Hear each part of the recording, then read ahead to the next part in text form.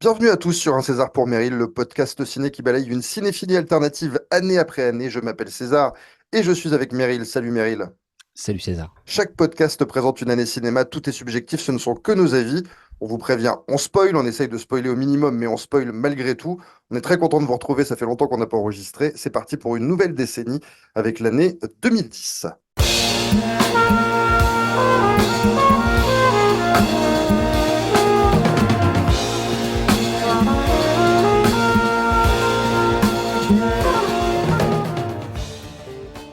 Et on va démarrer tout de suite avec les films à voir dans cette année 2010.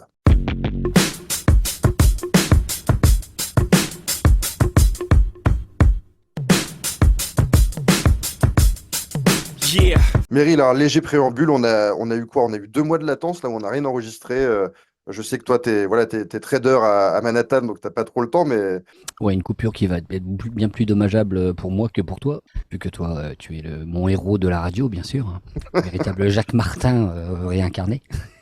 n'importe quoi.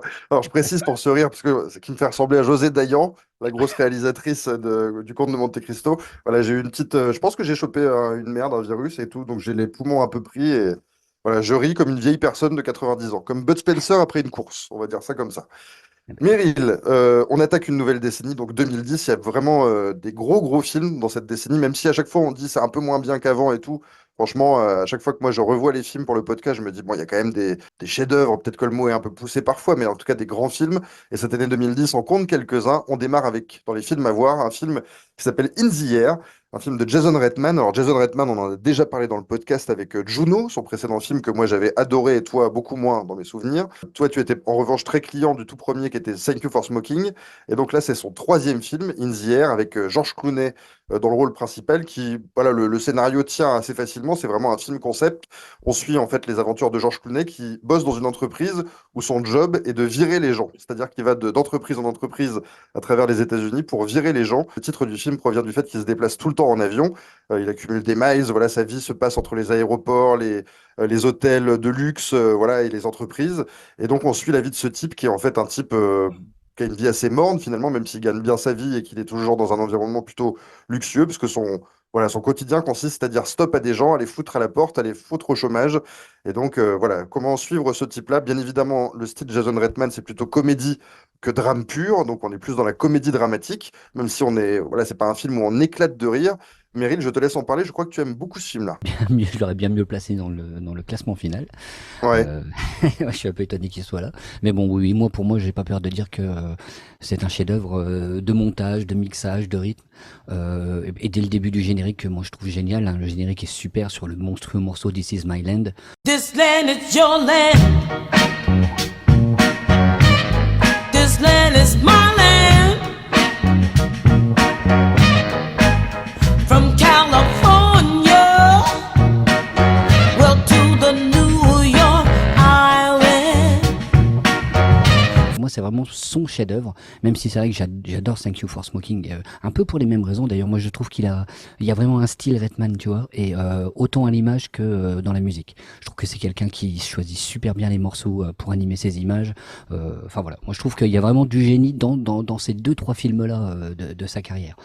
Après, alors ce qu'on peut dire, c'est que Clooney, ce que t'as pas dit, c'est que Clooney, il est content lui de sa vie, de cette vie qu'il vit. Mais Oui. c'est parce qu'il y a pas encore eu l'amour dedans. C'est un peu ça qui va tout révolutionner. Voilà, moi je le trouve parfait. Alors bien sûr, il y a la classe de l'acteur qui joue très très bien de son monde fait d'avions, d'hôtels et d'aéroports. Enfin, je sais pas, une sorte d'ultra moderne solitude, comme dirait Souchon. Ouais, Avec tout à des fait. cartes d'accès en objets précieux carrément, hein. Moi je trouve qu'il est tout simplement aussi parfait au niveau de la stature qu'un Michael Douglas dans The Game. Tu vois, c'était le rôle. Je sais pas si c'est son rôle, mais en tout cas c'est le rôle à la perfection, quoi. Euh, Après, ouais, moi je trouve même que c'est même un de ces 3 rôles iconiques avec Seth Gecko dans Une en enfer et puis le Ulysse Everett McGill dans Au Brother, tu vois. Ouais. Et puis bon, allez, en vitesse, il faut aussi dire qu'il y a la rencontre avec la délicieuse Vera Farmiga qui est géniale aussi dans ce rôle, tout simplement Tout à génial. fait. Il y a vraiment des scènes qui me touchent énormément et il faut rien révéler, mais avec la scène où lui finit par aller la voir chez elle, enfin voilà, il y a des tas de choses qui te surprennent un petit peu dans ce film. Et puis le reste du cast est super. Hein. Anna Kendrick est géniale quand elle craque complètement. Danny McBride avec le couple avec la sœur du héros. J.K. Simon pour un petit rôle que je trouve d'ailleurs qui aurait pu être un petit peu plus utilisé parce que finalement il sert Mhm. pas à grand chose, une ou deux petites vannes et encore. Et puis Jason Bateman qui est excellent. Moi c'est un acteur à l'époque que je connais pas trop et que je trouve vraiment très très bon. Tu vois, Oui, il est il a toujours pas fait bon. grand chose. Mais oui, il est toujours bon. Ouais, c'est ça. Il est vraiment excellent. Ouais. Et il y a d'ailleurs, je sais que c'est pas ton truc, mais moi je conseille une série qui s'appelle Ozark avec lui. Après, voilà, pour conclure en vitesse, c'est un film de Noël pour moi, tu vois. Ouais. Parce que c'est pas un feel good movie, même si ça se termine super bien, etc. Mais c'est un film qui est langoureux, qui peut être regardé en famille et surtout qui très habilement allie un sujet hyper grave, qui est la crise de l'emploi, les gens qui perdent leur boulot, qui craquent complètement. Tout ça avec une légèreté due à la mise en scène du film de Redman. Et puis voilà, je le rappelle en vitesse, hein, mais il faut vraiment écouter la BO. Il y a des super folk songs, toutes excellentes. Il y a bien sûr Crosby, Stills Nash. Il y a le Be Yourself de Graham Nash qui est magnifique. Et puis il y a le Angel in the Snow d'Elliott Smith, un chanteur qu'on a croisé un petit peu dans pas mal de films, décédé un Mm. petit peu prématurément. Eh ben écoute, moi je t'écoutais en parler et je suis en fait assez d'accord avec tout ce que tu dis, sauf que finalement le truc dont tu parles, c'est-à-dire parler de sujets graves avec une légèreté, eh ben moi je trouve que c'est ce qui pêche un peu dans ce film-là justement, c'est que je trouve que le fait d'effleurer voilà, ces moments où on vire des gens, où on les fout dans la merde, où on sait que ces gens-là vont se retrouver quasiment à divorcer, à perdre tout parce que ils se font virer par un type qui passe, qui ne fait que passer, je trouve que le mélange finalement comédie et drame fonctionne pas trop parce que Clooney avec sa belle gueule et voilà, sa dégaine un petit peu nonchalante, on l'aime finalement ce mec-là quoi qu'il arrive, même si il fait un boulot de connard parce que ça pourrait être vraiment montré comme un rôle de connard et ça ne l'est pas tant que ça. Donc moi je suis un peu, je navigue entre deux eaux avec ce film-là parce que je me dis bah, à la fois ils veulent montrer, ils veulent dénoncer quelque chose, en même temps ils sont tellement dans le charme, tellement dans le glamour avec Clooney que bon, même si je le trouve très bon, l'acteur il est très bon mais il manque peut-être un peu de peps, un peu de noirceur dans ce film-là pour que je sois totalement séduit. Alors moi, c'est un film que j'ai vu plusieurs fois, hein, j'ai dû le voir trois ou quatre fois, et je me suis dit, en fait, c'est vraiment le genre de film. C'est pour ça que quand tu as dit film de Noël, ça me parle, parce que c'est un film très agréable, on peut le revoir plusieurs fois, mais finalement, tu vois, il m'en reste peu de choses. À chaque fois que je l'ai vu, je me dis, bah, j'ai passé un bon moment, le rythme est bon, tout se passe bien, ça s'enchaîne bien, mais voilà, ça reste pour moi assez oubliable. Il manque des grandes scènes. Je trouve que le film est assez programmatique avec voilà un rythme au début où il t'explique tout avec un montage où on le voit mettre ses cravates dans la valise toujours machin, enfin genre de truc très américain. Et finalement, hormis la scène dont tu viens de parler, c'est marrant, la scène où il va chez Vera Farmiga qui est vraiment qui reste en tête parce qu'elle est assez rare dans le cinéma américain.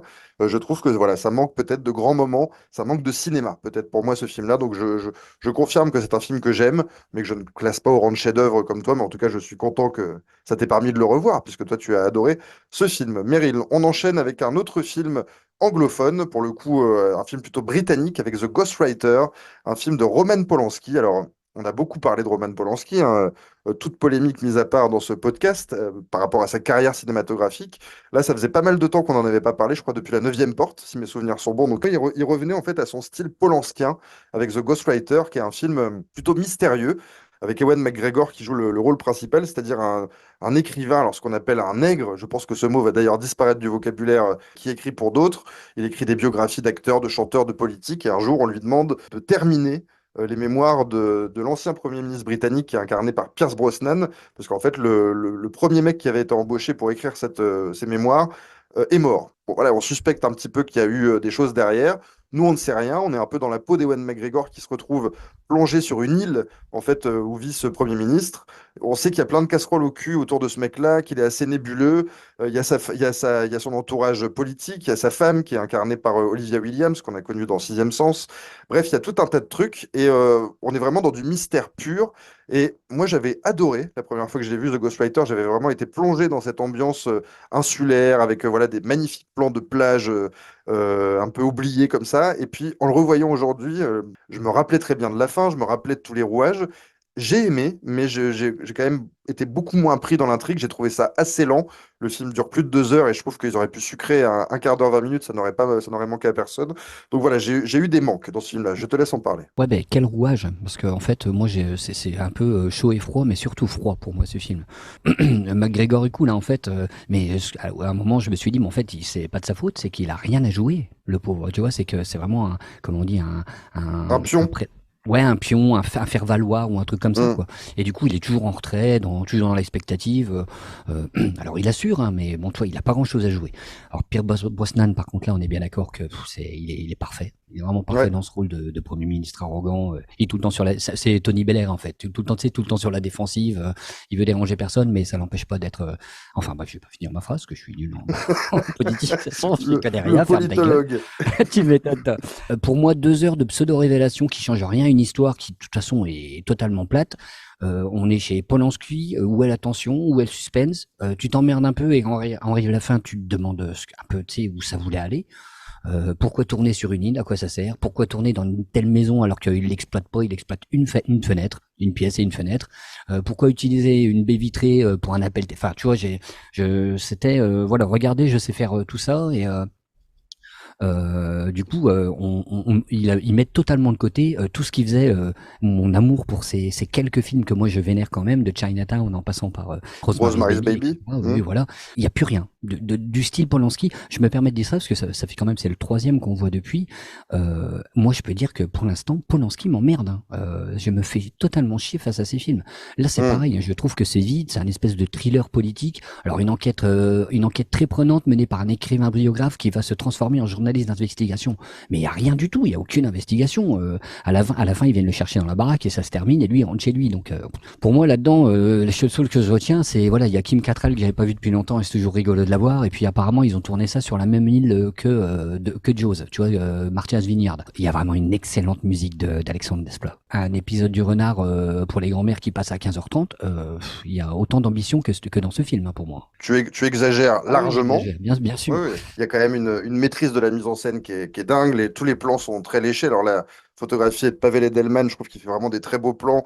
Je trouve qu'en fait, moi, chez Polanski, on reconnaît ça, c'est un peu la patte des grands réalisateurs. Je trouve que toutes les images, même les images insignifiantes qui se passent dans un troquet, dans la rue et tout, sont belles, quoi. C'est-à-dire que le Ouais. mec chiade un peu ses plans. Voilà, il y a jamais un truc qui dépasse, les couleurs sont nettes et tout. Enfin, c'est impeccable au niveau de la facture. Je te concède qu'on s'emmerde un peu. Je te concède que les rebondissements tant attendus sont un peu manquants à l'appel finalement. Mais moi, ce que j'aime, alors il réalise des scènes que j'adore. Il avait déjà fait la même chose dans La Neuvième Porte. Ce sont des espèces de poursuites molles. C'est-à-dire que on voit le mec dans une voiture, on sent qu'il est poursuivi par quelqu'un, il accélère dans un chemin, mais finalement il accélère pas tant que ça, la voiture le quitte, et finalement on retrouve les mecs qui le suivaient à l'entrée d'un portail. Enfin, tu vois, ce genre de scène très De Palma, très Hitchcock. Je trouve que Polanski les réalise vraiment très très bien. Il y a notamment une scène, moi tu vois, je te parlais de grandes scènes qui me manquaient dans In the Air. Là, je trouve qu'il y a une ou deux grandes scènes, notamment une où Ewan McGregor essaie de s'échapper de cette île en passant par un ferry. Il sait qu'il est poursuivi par des mecs et tout. Il revient finalement sur le ferry. Enfin, je trouve que cette scène-là, elle est palpitante. Elle doit durer 6 7 minutes où il n'y a pas un dialogue. Voilà, Polanski, ça reste un grand de la mise en scène et je trouve que ce film le prouve une fois de plus. Je trouve que les acteurs sont excellents également comme toi, mais je trouve que Ewan McGregor, de toute façon, dans le rôle voilà, du pion, du mec qui a rien compris, mais en fait qui a tout compris, il marche toujours très bien. Et tu en as pas parlé dans les second rôles, mais il y a quand même l'inévitable James Belushi, quoi, qui Oui, tient encore un oui. petit rôle. Bah, ça faisait longtemps qu'on l'avait pas vu, mais j'ai l'impression que tous les deux, trois podcasts, on dit, tiens, il y a James Belushi qui joue un petit Oui, rôle. Enfin, tu vois, c'est vrai. c'est une espèce C'est vrai. de figure de notre truc. Voilà, en tout cas, moi, j'ai été déçu parce que je trouve que c'est un film. Alors, tu as parlé de la fin, il y a une autre fin qu'on ne révélera pas, enfin, une fin qu'on ne révélera pas, que je trouve très bonne. Je concède que ce n'est pas un grand Polanski, c'est plutôt un bon cru de ce réalisateur que moi, j'aime un peu plus que toi, je pense, parce que voilà, on l'aura quand même pas mal cité. Là, à mon avis, c'est peut-être la dernière fois qu'on le cite dans ce podcast, parce qu'il a fait des films derrière qui sont beaucoup moins qualitatifs, selon moi. Donc voilà, Meryl, on va changer de registre avec une comédie française, une comédie aussi d'un réalisateur dont on a beaucoup parlé dans ce podcast. Et là, je pense que pour le coup, vraiment, ce sera son dernier film traité à l'intérieur, Le bruit des glaçons, un film de Bertrand Blier. Alors Bertrand Blier, voilà, on a commencé sa carrière dans les années 70, on a adoré des films de lui dans les 70, dans les 80, dans les 90. Dans les 2000, il y a eu quand même un bon creux, même s'il y a eu les acteurs. Et donc là, on le retrouvait plutôt en forme en 2010 avec Le Bruit des glaçons. Il avait un casting, on va dire, d'acteurs plutôt jeunes à l'époque, en tout cas, qui étaient à la mode, c'est-à-dire Jean Dujardin et Albert Dupontel. Et le pitch, je pense que tout le monde l'a entendu à l'époque, c'est-à-dire Jean Dujardin joue un écrivain complètement alcoolo qui est en train de se ruiner par l'alcool dans une grande maison dans le sud de la France. Et un jour, il reçoit la visite de Albert Dupontel, qui est son cancer, qui va venir lui pourrir la vie jusqu'à sa mort. Donc voilà, c'est un film absurde dans la grande tradition de Blier. J'avais adoré à la sortie au cinéma, j'ai moins aimé en le revoyant, même s'il y a plein de bonnes choses. Je te laisse commencer. Ouais, bah écoute, l'écriture c'est facile, hein. Tu te fous à la table d'un bel hôtel à Deauville et puis tu te mets à écrire un truc qui parle de la vie quotidienne et paf, tu fous un truc qui dérange, un truc qui fait sortir de la route. Voilà, je trouve que ça résume bien le film en fait, tu vois, c'est un peu ça. Moi, c'était ma seconde visu aussi et j'étais complètement passé à côté lors de la première. J'avais pas capté le drama à l'intérieur des savoureux dialogues de Blier, je crois. Hum. J'avais trouvé ça un petit peu trop fantaisie, je sais pas, j'avais pas accroché. Là, par contre, je suis vraiment tombé à fond dans la performance du duo d'acteurs, voire même du trio d'acteurs, parce que Anne Alvaro, l'envoûtante prof Ah ouais, d'anglais du goût des autres, magnifique. est géniale. Tu vois, elle est Ouais. vraiment géniale. Et puis Dupontel, là, tu vois, je répète tout le temps les mêmes choses, mais là, t'as trois acteurs, ça chante. Maintenant, pour moi, Dujardin est un putain d'acteur parce que quand tu le fous dans un Blier, le mec fait chanter les dialogues. Enfin voilà quoi, il faut que ça sonne Blier. Pas mal rigolé. Moi, je trouve que Dujardin, c'est un de ses meilleurs rôles. Dupontel est très très bon aussi et il était vraiment taillé pour le rôle, hein, de toute façon. Le cadre est super. T'as un sujet un peu tabou et trois acteurs très très impliqués. Tu fous Depardieu en cancer et Devers en écrivain le colo et là t'as un chef-d'œuvre quoi. Ça fait un peu le chant du cygne d'un mec qui est quand même plutôt âgé. Je pense que quand il tourne ce film-là, il doit avoir 70 ans et quelques. Il retrouve, parce que c'est quand même un mec de pitch aussi, avec Buffet froid, Bonjour, je viens tuer votre femme. Voilà, les valseuses de type qui font le tour de France du viol et de l'agression sexuelle. Enfin, voilà, il part toujours sur des pitchs quand même très scabreux. Et là, il retrouve un énième postulat original avec une matière qui peut partir loin dans le délire. Mais en fait, je me suis dit en le revoyant, on a l'impression que personne ne prend ça au sérieux. C'est-à-dire que bah, moi, je trouve que Dujardin est bon, mais en fait, il joue quand même un alcoolique. Et si ce mec-là joue un alcoolique, il a jamais bu une goutte de sa vie. Enfin, tu vois, Oui, c'est vrai. il passe quand même le film avec une bouteille de pinard sous le bras à picoler. Il est jamais sous. Donc je me dis, soit tu vas à fond dans le délire, tu le fais jouer vraiment un ivrogne qui a l'air d'avoir bu, soit tu fais une autre chose. Enfin, tu vois, il pourrait avoir un cancer pour autre chose. Je pense que en fait, il est parti sur ce titre génial, Le bruit des glaçons. Et je me suis dit, bah, en fait, il a pas pris ça au sérieux. Dupontel, je trouve qu'il cabotine énormément, hein. Le rôle mérite ça aussi. Alors, Oui, oui. parfois avec talent, parfois c'est un peu du n'importe quoi aussi. Je trouve que, en fait, la direction d'acteur, je la trouve un peu lâche, quoi. Je trouve que Blier, il a dû se dire, ah, ben j'ai deux mecs, un peu la nouvelle génération. Voilà, j'ai eu Delon, j'ai eu Depardieu, j'ai eu Devers. Aujourd'hui, j'ai Dujardin et Dupontel. Mais je sais pas, j'ai l'impression qu'il les a moins domptés que d'autres, tu vois, contrairement à toi. Alors moi, voilà, là je te suis à mort sur Anne Alvaro, que je trouve qu'elle est vraiment une immense actrice. Une fois encore, comme dans Le goût des autres, elle brille, quoi. Elle brille de mille feux, beaucoup plus que les autres. C'était beaucoup du théâtre filmé, hein. Ça se passe que c'est un Oui. huis clos, ça se passe dans une villa, d'excellents dialogues, mais une espèce de manque de profondeur dans la folie. Un espèce de recul-frein devant ce qu'aurait pu être de grandes scènes. Donc je trouve que c'est comme s'ils n'avaient pas osé aller au bout du délire, comme si ils s'étaient dit on va lui faire jouer un alcoolo, mais en fait pas trop, on va lui faire jouer un cancer, mais en fait pas trop. Donc je trouve qu'il manque quelque chose. Mais voilà, moi c'est quand même un film où je prends du plaisir parce que je me suis dit c'est peut-être la dernière fois, en tout cas, vu ce qu'il nous a sorti après, il a sorti un film qui s'appelait Convoi exceptionnel avec Depardieu et Clavier qui était une catastrophe, où c'était vraiment une caricature de son style, mais vain. Et là, je me suis dit, bah, c'est peut-être la dernière fois qu'on a le plaisir d'écouter à l'écran la langue de Blier, quoi, qui a souvent été imitée, mais jamais égalée, et qui est quand même savoureuse, quoi. C'est vrai qu'il a des dialogues, des fois, ça claque comme du Audiard, ça claque comme du Blier, quoi, tout simplement. Donc voilà, c'était un plaisir à revoir, mais voilà, j'ai trouvé que le film aurait pu être beaucoup mieux. Je vais conclure là-dessus, Meryl. On continue avec du cinéma français et un film d'action. C'est assez rare dans le cinéma français. À bout portant, un film de Fred Cavaillé. Alors, on avait parlé de Pour elle, le premier film de Fred Cavaillé que moi j'estime étant son meilleur film, son tout premier film avec Vincent Lindon. Là, dans le deuxième, pardon, à bout portant, Gilles Lelouch et Roche Dizem essayent de faire une course-poursuite. Alors, à l'époque, Fred Cavaillé, je me rappelle dans toutes les interviews, il avait dit Pour elle, c'est un thriller qu'on met en place pendant 1 heure et quart.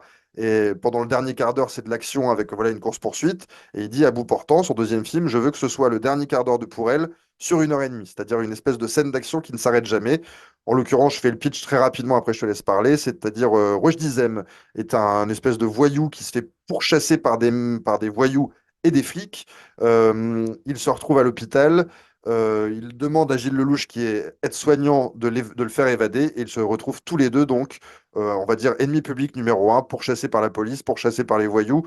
Les voyous pourraient être la police pourrait être les voyous, tout ça est un peu flou, mais en tout cas, voilà, c'est une grosse course-poursuite.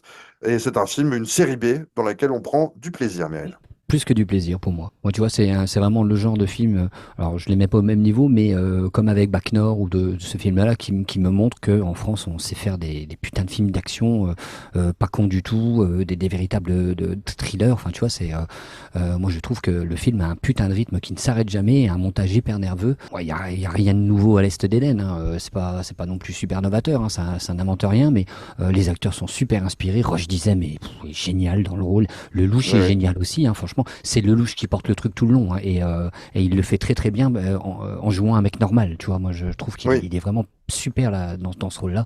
Le duo avec Rochdy est super. Voilà. Et puis je dirais le trio parce que tu vois, je m'en rappelais plus, mais Lanvin est monumental là-dedans, moi je trouve. ouais.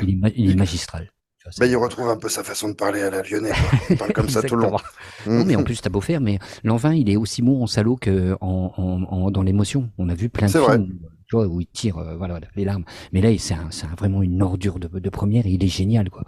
Ouais. Alors, moi, je connaissais pas Elena Ayana, alors qu'on avait, tu vois, j'ai même pas capté qui était dans Mesrine. Putain, j'ai Oui, oui. et moi, c'est pareil, moi, je la trouve incroyable. Et sur les scènes de la fin, oh là là, c'est qu'il fallait le faire, hein. Tout ça, moi, je trouve Mm.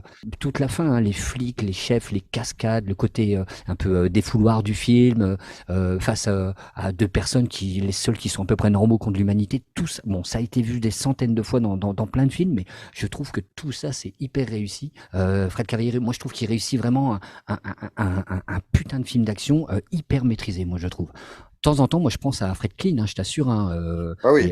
et un peu à Live and Die in Los Angeles, c'était ça, oui, Ouais. pardon.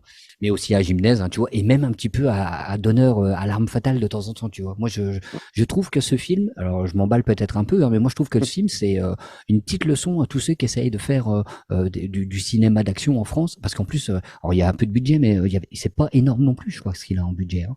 Bah, il est chez Gaumont, donc déjà, on sait que c'est des beaux budgets. Il doit être à 7-8 millions d'euros, ouais. Ouais, d'accord. Bon, franchement, Et le il y a film fait des. 1 million d'entrées.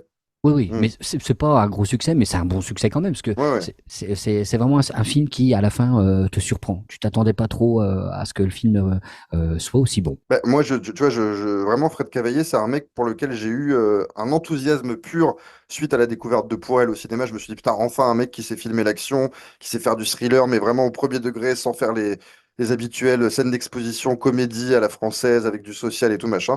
Donc, j'étais vraiment très, très confiant quand je vois qu'il lance à bout portant son deuxième film en disant, je vais faire un énorme film d'action d'1 heure et demie, ça ne va jamais arrêter. J'étais trop chaud. Et en fait, en fait, je trouve que sa carrière est une cascade, quoi. C'est-à-dire le premier film est le meilleur, à bout portant est son deuxième meilleur. Après, il fera un film qui s'appelle Mea Culpa aussi avec Lelouch et Lindon. Et il réunit ces deux acteurs des deux premiers films, encore plus problématiques. Donc moi, je trouve que c'est compliqué, même si à bout portant, je trouve qu'il y a plein de qualités. Mais je trouve qu'en fait, contrairement à Pour elle, où vraiment les personnages étaient écrits, étaient dessinés, enfin, on comprenait les situations, les enjeux et tout, là, je trouve que il veut tellement aller vers l'efficacité que c'est un film ultra programmatique avec des archétypes pour tous les personnages, pas de profondeur, des personnages fonction, quoi. Et donc, bah, voilà, il y a très peu de scènes d'exposition, pour le coup, parce que du coup, il veut aller direct dans l'action. Et en fait, bah, les scènes d'action, elles sont tellement effrénées, elles se succèdent tellement que finalement, l'efficacité absolue, bah, au détriment de l'émotion, quoi. Moi, c'est-à-dire que je m'attache pas à grand monde. Moi, je disais, mais Lelouch sont excellents, Lanvin est excellent en pourriture, mais finalement, bah, qu'est-ce qui va leur arriver? Je m'en fous un peu. Enfin voilà, je suis pas à fond avec eux parce que peut-être que j'ai pas eu assez de vécu avant avec eux pour être à fond. Je trouve qu'aussi ça manque un peu de moments de bravoure. Tu vois, il y a beaucoup de poursuites où on le voit courir dans le métro avec des zooms, des zooms, des zooms, des zooms. Finalement, oui, ok, mais quand on repense à des scènes, je vais peut-être un peu faire le vieux con une fois de plus, mais à Peur sur la ville, tu vois, il a bien mieux filmé des scènes d'action urbaine. Voilà, ça manque un peu de moments de bravoure, ça manque de scènes osées. Et moi, ce que je me dis, c'est que Fred Cavaillé, en fait, bah, il a essayé de faire de l'action, son film a marché, il fait Mea Culpa, ça marche un peu moins, mais ça marche, et puis finalement, bah, il va se faire voilà, la machine à laver du cinéma français. Il va rapidement abandonner le cinéma d'action et le thriller. Et il va nous faire Radin avec Danny Boone. Et là, il sort une nouvelle comédie avec Danny Boone qui s'appelait Les Chèvres. J'ai vu la bande-annonce au cinéma, c'est une catastrophe annoncée. Donc voilà, quel dommage, encore une fois, on a perdu un mec prévu pour faire du genre, qui avait la passion du genre. Moi, je me rappelle encore d'interviews de lui où il était vraiment passionnant. Et puis il se retrouve à faire de la grosse comédie. Moi, je me dis, ça aurait pu devenir un Robert Enrico, un Alain Gessua, tu vois, des mecs qui faisaient de la série B bien emballée, divertissante. Et puis bon, il a pas. Il a été vers la facilité, quoi. On va dire ça comme ça. Donc je trouve ça dommage. Mais bon, voilà. Moi, à bout portant, pour moi, c'est un divertissement. C'est le vrai film du dimanche soir avec tout ce que ça peut engendrer de positif et de négatif, c'est-à-dire un divertissement. Je regarde ça avec plaisir, mais il m'en reste peu de choses finalement. Est-ce que tu veux le mot de la fin, Mireille? Moi, je vois surtout le rendu que le film a sur moi quand j'en sors et enfin voilà, moi quand j'en suis sorti, j'étais vraiment ravi, complètement ravi, en me disant putain, mais c'est vraiment un putain de bon film d'action. Après, oui, oui, je suis d'accord avec toi, ça manque un peu peut-être de profondeur sur les persos et t'as du mal à t'attacher. Malgré tout, ça fait plaisir de voir que voilà, il y a des films français d'action qui marchent. Alors, on reste encore une fois dans le cinéma français. Beaucoup de films français dans cette liste de films à voir. Et là, c'est mon. Tu sais que moi, j'en ai fait hein, dans les années 80, dans les années 90, dans les années 70. J'ai un petit goût du nanar. Et donc là, j'ai mis mon nanar préféré de l'année 2010, Protéger et servir. Un film d'Éric Lavenne, qui est. Éric Lavenne, quand même, venait une filmographie assez costaud, puisqu'il avait fait Poltergeist avant avec Clovis Cornillac, pour lequel j'ai un peu d'amour, j'avoue. Et donc là, il retrouve son acteur fétiche, Clovis Cornillac, pour le mettre en duo avec Cadmerade et faire une espèce de comédie policière. C'est pas vraiment parodique, parce que ça, voilà, ça parodie pas vraiment les films policiers américains, ça parodie pas vraiment les séries télé françaises, genre Commissaire Moulin ou autre, mais c'est un nanar, c'est une comédie policière nanar. Mais le film s'est fait fracasser, tu vas voir sur Allociné, je pense qu'il a -8, quoi. C'est vraiment, les gens trouvent ça catastrophique. Et moi, j'ai dû le voir 4 ou 5 fois quand même, hein. Donc, tu vois, j'ai un plaisir coupable, on peut le dire, mais ce film me fait rire. Alors, il y a plein de choses qui ne marchent pas, il y a plein de scènes navrantes, mais moi, il y a plein de choses que je trouve drôles. Je sais que ça peut ne pas être du tout ton genre d'humour, je te laisse en parler en premier. Faut reconnaître que ça matche pas toujours. Et même avec François Damiens, tu vois, je trouvais que ça matchait pas toujours. Et puis bon, bon, il y a le plaisir de voir revoir Carole Laure, Bernard Mabille, entre autres. Carole Alors, Bouquet. ah ouais, j'ai dit Carole Laure, oui, pardon, pas Ouais. Carole Bouquet, pardon. Oui, merci. Un petit peu dans le surjeu, hein, d'ailleurs, hein, comme tu vois. Oui. Mais bon, dans ce film-là, de toute façon, t'as raison, hein, il faut que ce soit comme ça. En fait, il faut qu'ils soient à peu près tous à côté de la plaque. Et du coup, je t'assure que moi, ça m'a bien fait marrer quand même, hein, tu vois. Ah. Ah ouais, ouais, le duo fonctionne à merveille, tu vois. Cornillac, le radin séducteur, et Mérad, le vieux mi-jeune, remis-vieux derrière. Enfin, franchement, c'est à crever, surtout avec sa garde-robe qui change tout le temps et qui est trop rigolote. Bref, voilà. Moi, j'ai vraiment bien aimé parce que, en plus, tu sais, le film est bien fait quand il pense. Hein, il y a des chouettes raccords avec des chouettes enchaînements, des dialogues entre deux scènes, enfin tu vois, des découpages d'images fun, quelques actions, des poursuites qui sont quand même pas mal faites, hein, tu vois. Et bon, malheureusement, faut reconnaître quand même des scènes et des blagues qui matchent pas trop et qui ratent leur cible, hein, genre la scène de la cravate dans la fermeture du corps. Enfin voilà, il y a plein de scènes qui loupent le coche, mais il y a vraiment un super bon duo Corvignac-Mérad qui me fait quand même pas mal marrer. Il y a genre des scènes comme ça ou des phrases genre comment va la vie? Bah je voudrais être morte. Ah bah c'est bien, au moins vous avez des projets. Tu vois, il y a des genres de phrases comme ça ou alors te plains pas d'avoir les dents jaunes, c'est Dieu qui a mis du soleil dans ta bouche. Ou alors la meilleure c'est celle-là. Pardon du retard, c'est Marie-Charlotte, elle a eu la colique dans mon bain, du coup il y avait des celle-là elle m'a fait mais je te jure celle-là m'a vraiment fait pleurer de rire quoi. Mais bon, voilà, il y a aussi alors ce passage-là, alors, tu disais que le film s'était quand même fait un peu descendre. Il y a quand même ce passage-là, moi, que j'avais déjà vu et qui est un peu célèbre, tu sais, où il va dans l'école et il demande, toi, la drogue, ça t'a conduit ou, bah, l'hiver, je suis en Floride et puis le reste du temps, je suis à Monaco. Enfin, voilà. Il y a des tas de bonnes scènes comme ça qui fonctionnent bien et voilà. C'est quand même, ça reste quand même un bon divertissement, quoi. Ah oui, mais moi, voilà, je sais qu'il y a des films, quand on parle de cinéma, on est toujours obligé d'être un peu sérieux, même quand on aime des comédies. Il faut souvent citer des comédies qui font bien, mais celle-là, je sais qu'elle fait pas bien. C'est un peu la tâche voilà, c'est la tâche dans le cahier de texte, quoi, mais moi, je l'adore. Et je suis complètement d'accord avec toi. Pourtant, Cornillac, je trouve pas que c'est un grand acteur, hein, loin de là. Mais je trouve que le duo avec Cadmerade fonctionne à mort. Cadmerade, en plus, il y croit. Je trouve aujourd'hui, il a tourné tellement de films, il a fait tellement de merde, hein, on peut le dire, où on voit que lui, dans le regard, il y croit plus. Là, il y croit. Les deux, ils jouent vraiment premier degré, des abrutis de A à Z. Et c'est ça qui me fait rire. Moi, c'est vraiment que quand les gens y croient, alors toi, tu as dit plein de répliques. Moi, Par exemple, quand ils vont commander un truc dans un bar, il y a Cadmerade qui dit je vais prendre un Sprite. Ah, vous en avez plus? Mais je vais prendre un 7-Up. Voilà, moi, ça me fait rire. Ouais. Ça, ça me suffit. Et le moment où il doit passer les tests d'entrée à la police dans le sport, il doit faire un plongeon à la piscine et il a une petite goutte de pisse dans le maillot de bain. Et tout le monde l'appelle la goutte et il dit bah, la goutte, c'est absurde, je m'appelle Boudrio. Voilà, ça me suffit à me faire marrer. En plus, il y a de l'hommage quand même au cinéma qu'on aime. Je parlais de Peur sur la ville pour le film précédent. Le Tellier, c'est le nom de Carole Bouquet, le commissaire Le Tellier, mais c'est le nom de Belmondo dans Peur sur la ville. Donc il y a quand même deux, trois petits éclats comme ça de référence. En fait, je me dis Cornillac, il est génialement nul là-dedans, comme dans Poltergeist. Donc je pense qu'Éric Laven est quasiment le seul à le faire bien jouer, entre guillemets. Et en fait, voilà, Cadmerade, il est très bon quand il est à la ramasse et qu'il comprend rien, un peu comme dans les films Pamela Rose. Et là, il est absolument parfait. Donc voilà, une comédie, on peut pas dire que c'est un chef-d'œuvre, loin de là, hein, c'est pas du tout un chef-d'œuvre, mais moi, c'est un film qui ne cesse de me faire rire et que je trouve dommage qu'il soit aussi enterré comme un nanar, alors il est bien meilleur que les trois quarts des comédies françaises qu'on nous resserre chaque année. Et puis, tu t'en as cité un, mais voilà, je me dis un film avec Jamie Gourmaud, Henri Guibet, Chimène Badi et Bernard Mabille, ça peut pas être mauvais, quoi. Voilà, c'est un casting pareil. Comment veux-tu que ce soit mauvais? Parce qu'il y a quand même une reprise de Chimène Badi en vietnamien par Clovis Cornillac qui est extraordinaire. Donc voilà, moi ça me fait toujours rire. Et puis à un moment, quand il y a une nana qui dit à Cornillac à plus, et il lui dit ah, c'est ton groupe sanguin. Voilà. Qu'est-ce que tu veux que je dise d'autre? Un film aussi débile. Moi j'adore. Je te laisse dire un petit mot final, Meryl. Tu sais que ce film est composé pour la plupart de vannes qu'ils ont trouvées en 5 minutes, quoi. C'est ça le truc. Ils ont écrit ça C'est sûr. On est en train de picoler entre potes. Ils ont mis tout ça raccord et ça donne Protéger et Servir, peut-être la meilleure comédie de 2010. Meryl, on reste dans le cinéma francophone, Meryl, puisque c'est une coproduction française, belge, luxembourgeoise, un film qui s'appelle Quartier lointain, un film d'un réalisateur belge qui s'appelle Sam Garbarski, et c'est adapté, une fois n'est pas coutume dans le cinéma francophone, d'un manga japonais de Jiro Taniguchi. Alors pour moi, j'y connais rien, j'ai une culture manga vraiment catastrophique, mais j'ai su en me renseignant un petit peu que Jiro Taniguchi était un mec qui écrivait des mangas pas au sens où on l'entend, c'est-à-dire les gens qui pensent manga, pensent baston, science-fiction et tout ça. Lui, il écrit des bandes dessinées japonaises, très calmes, très paisibles, très douces, qui narrent des histoires de vie. Et donc là, c'est le cas dans ce film-là, parce que même s'il y a un argument fantastique, le film reste très doux. C'est un mec qui est joué par Pascal Grégory, un écrivain de bande dessinée, justement, qui prend le train pour aller se rendre dans une convention X ou Y en France, dans la France profonde, pour aller signer 2, 3 BD dans un salon quelconque. Et en fait, il descend à une gare la petite ville où il a vécu quand il était enfant. Il va mettre des fleurs sur la tombe de sa mère, ou en tout cas, il va voir la tombe de sa mère.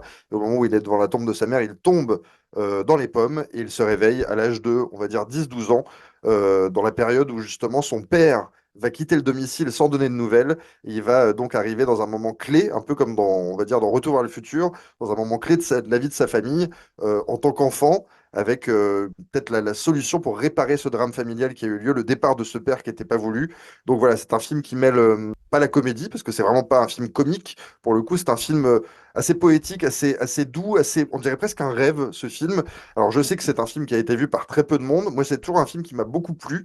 Peut-être un peu moins en le revoyant aujourd'hui, parce que je trouve qu'il y a quand même deux, trois choses qui manquent à ce film pour en faire un grand film. Mais néanmoins, j'ai beaucoup de tendresse pour ce film intitulé Quartier lointain. Meryl. Ouais, de toute façon, moi, je vais être redondant un petit peu dans ce podcast parce que encore une fois, c'est pareil. Je trouve que alors c'est un bon petit film et grâce notamment à vraiment des performances entre guillemets d'acteurs. Je trouve que tous les acteurs sont tellement bons, à commencer par Pascal Grégory. T'as tout de suite de l'empathie pour lui. Et puis il y a ses parents surtout. Alors moi je trouve Alexandra Maria Lara que je ne connaissais pas trop, lumineuse dans le rôle de la mère. Et puis le père là, Jonathan Zakei, voilà, qui est très très émouvant aussi dans le rôle du père. Enfin, c'est un film très très touchant. Alors bien sûr tu penses un peu à Camille Redouble, hein. Moi ça m'a fait un peu penser à ça. C'est pas le même film, hein. C'est bien plus dramatique. Et puis en plus moi ce que j'apprécie dans ce film, c'est que c'est un peu, il a une seconde chance de rattraper un petit peu toutes les erreurs de sa vie, toutes les étapes, enfin voilà, qui regrette, voilà, les choses comme ça. Donc je trouve que c'est vraiment une belle petite réussite. C'est vraiment un chouette film.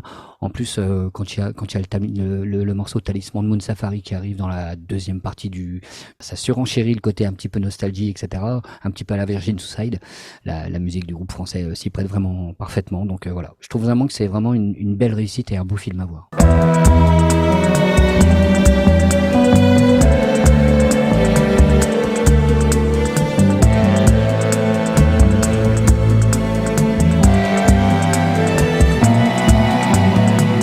parlé de Retour vers le futur, toi tu parles de Camille Redouble. Ouais. C'est vrai que c'est des films beaucoup plus, on va dire, divertissants, même si moi, Camille Redouble, j'ai détesté ce film, mais Quartier lointain, c'est vraiment un film, ouais, c'est un film dramatique, parce qu'en fait, quand tu penses bien à la situation, moi, je ne l'ai pas vécu en tout cas, mais quand tu es enfant, de voir l'un de tes parents s'en aller, tu sais, c'est vraiment la phrase type, il est parti chercher des clopes, il est jamais revenu. C'est quand même un trauma pas possible quand t'es gosse de te dire, ben, je ne reverrai plus jamais mon père ou ma mère, et je ne sais pas pourquoi.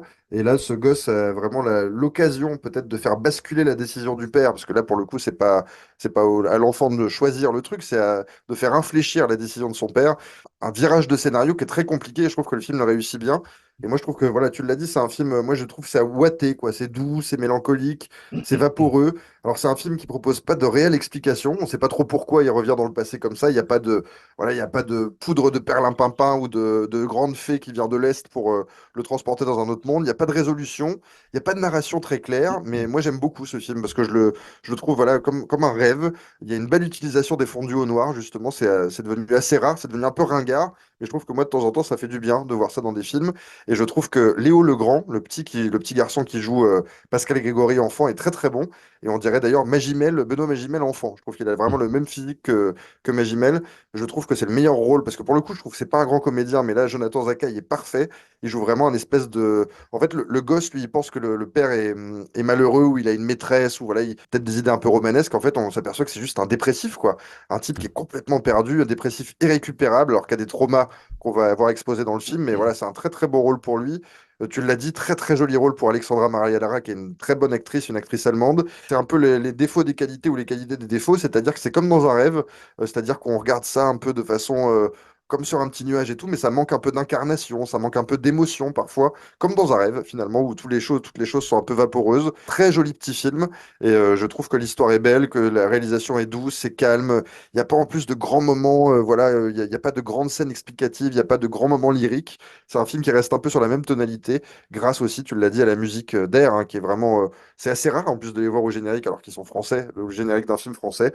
Et ça fait du bien parce que la musique d'Air accompagne ce film-là comme dans un rêve, une fois de plus. Donc, Quartier lointain, vu que c'est un film qui a fait très peu d'entrées, on vous le recommande. En tout cas, je suis content qu'il était plus Meryl. On va finir la liste des films à voir dans cette année 2010 avec un film américain, un film que je crois que tu aimes beaucoup également, Crazy Heart, un film de Scott Cooper. Alors, c'est le premier film de Scott Cooper, un réalisateur dont on va reparler dans un ou deux podcasts parce que moi je trouve que ces deux premiers films sont ses meilleurs.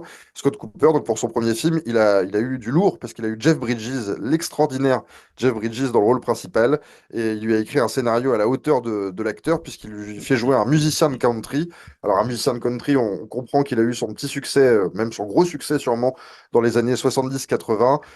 Bon, le mec a pris de la bouteille au sens propre et au sens figuré, c'est-à-dire qu'il est tombé dans la bouteille complet, et donc maintenant il ne va de bouge minable en rade un peu flingué dans les quatre coins des États-Unis au volant d'un van. Alors lui, il picole toute la journée, il va faire son concert un peu minable, il rencontre toujours une groupie qui a le même âge que lui, avec qui il finit dans un motel pourri, donc c'est un peu la vie d'un second couteau de la musique, la fin de vie d'un second couteau de la musique. Et Jeff Bridges le rend extraordinaire. Moi, c'est un film, je trouve qu'il manque des choses, mais je trouve qu'il a vraiment de très très belles qualités. Je te laisse en parler. Ouais, c'est clair que c'est un des grands rôles de Jeff Bridges de toute façon. Ouais, Alors lui, de toute façon, est musicien et en plus, ça c'est le kiff aussi, c'est qu'il chante sur énormément d'extra live parce que ce qu'il faut dire aussi, et moi c'est ce qui me plaît, c'est que le film, pour une fois, en tout cas, n'oublie pas la musique. Tu ouais, vois, le film part vraiment de l'aspect compositeur, de l'aspect torturé du protagoniste. Hein, voilà. Hein. Oui, tu sens que c'est un mec qui n'a pas passé sa carrière, mais qu'il a un peu choisi entre l'alcool et la réussite et qu'il a choisi l'alcool. Donc voilà, il vit un petit peu grâce à des succès à passer et surtout parce qu'il écrit sur les autres aussi et il est à la recherche d'un ultime comeback qui n'arrive pas quoi voilà. L'autre versant du film qui est très chouette, c'est le versant Mary Gyllenhaal qui est somptueuse dans ce film. Enfin moi c'est une actrice que j'aime beaucoup. Elle est vraiment parfaite, tu sais, dans ce rôle de maman un peu bah je sais pas, là c'est des connards si on peut dire hein, et qui malgré tout alors qu'elle sait que ça comporte énormément de risques se lance dans une vie amoureuse avec un artiste parce que elle est très impressionnée et peut-être même envieuse que lui n'est qu'à prendre une guitare, faire 3 accords et puis dire 2 phrases et voilà, il a fait une chanson, quoi. Le film n'oublie pas la musique et c'est pour ça que j'aime énormément ce film, parce qu'en plus la cerise sur le gâteau, c'est que l'ami conseil de Bad, bah, c'est Robert Duval et de toute façon un film avec Robert Duval ne peut pas être mauvais. Donc voilà, je trouve que c'est taillé comme un grand film en plus, tu vois, c'est vraiment il y a beaucoup de plans extérieurs. C'est bien parce que tu découvres vraiment beaucoup de l'envers du décor de la musique, des concerts, les petits rades, les coulisses, ce qui se passe après le concert, et puis passer d'un petit rad à une grande scène. Enfin voilà, je trouve que c'est 1h42 de Jeff Bridges, que Scott Cooper le filme sous toutes les coutures, l'acteur en plus ne se ménage pas, tu le vois tout dans les crises, bourré, perdu, frimé, la guitare à la main, enfin voilà. Ouais, ouais, non, moi je suis complètement d'accord avec toi. C'est Jeff Bridges qui porte le film. Moi je trouve que, voilà, pour moi, il a deux grands rôles. Il a Big Lebowski et il a Crazy Heart. C'est pour moi Yes. les deux rôles emblématiques de sa carrière. Et alors, moi, tu vois, là, c'était la deuxième fois que je le voyais. J'avais vu la première fois, j'avais le souvenir d'un film sur un chanteur de country.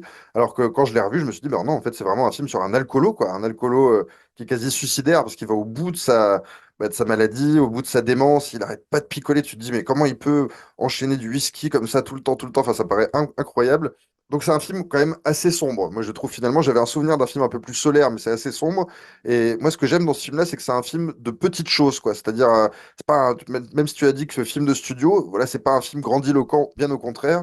D'ailleurs, les intrigues ne se résolvent pas à la fin avec des grands Mm. happy end, mais tout doucement. Il prononce la phrase un jour à la fois, tu vois, pour dire un peu où il en est par rapport à lui. Et ça, je trouve ça plutôt chouette. C'est d'ailleurs assez crédible, hein, quand on connaît des gens qui ont ce genre d'addiction, c'est assez crédible. Tu l'as dit, Robert Duval, il joue dedans, il a toujours un super rôle, il joue le barman, le pote du chanteur, mais il produit aussi Robert Duval. Donc voilà, Ouais.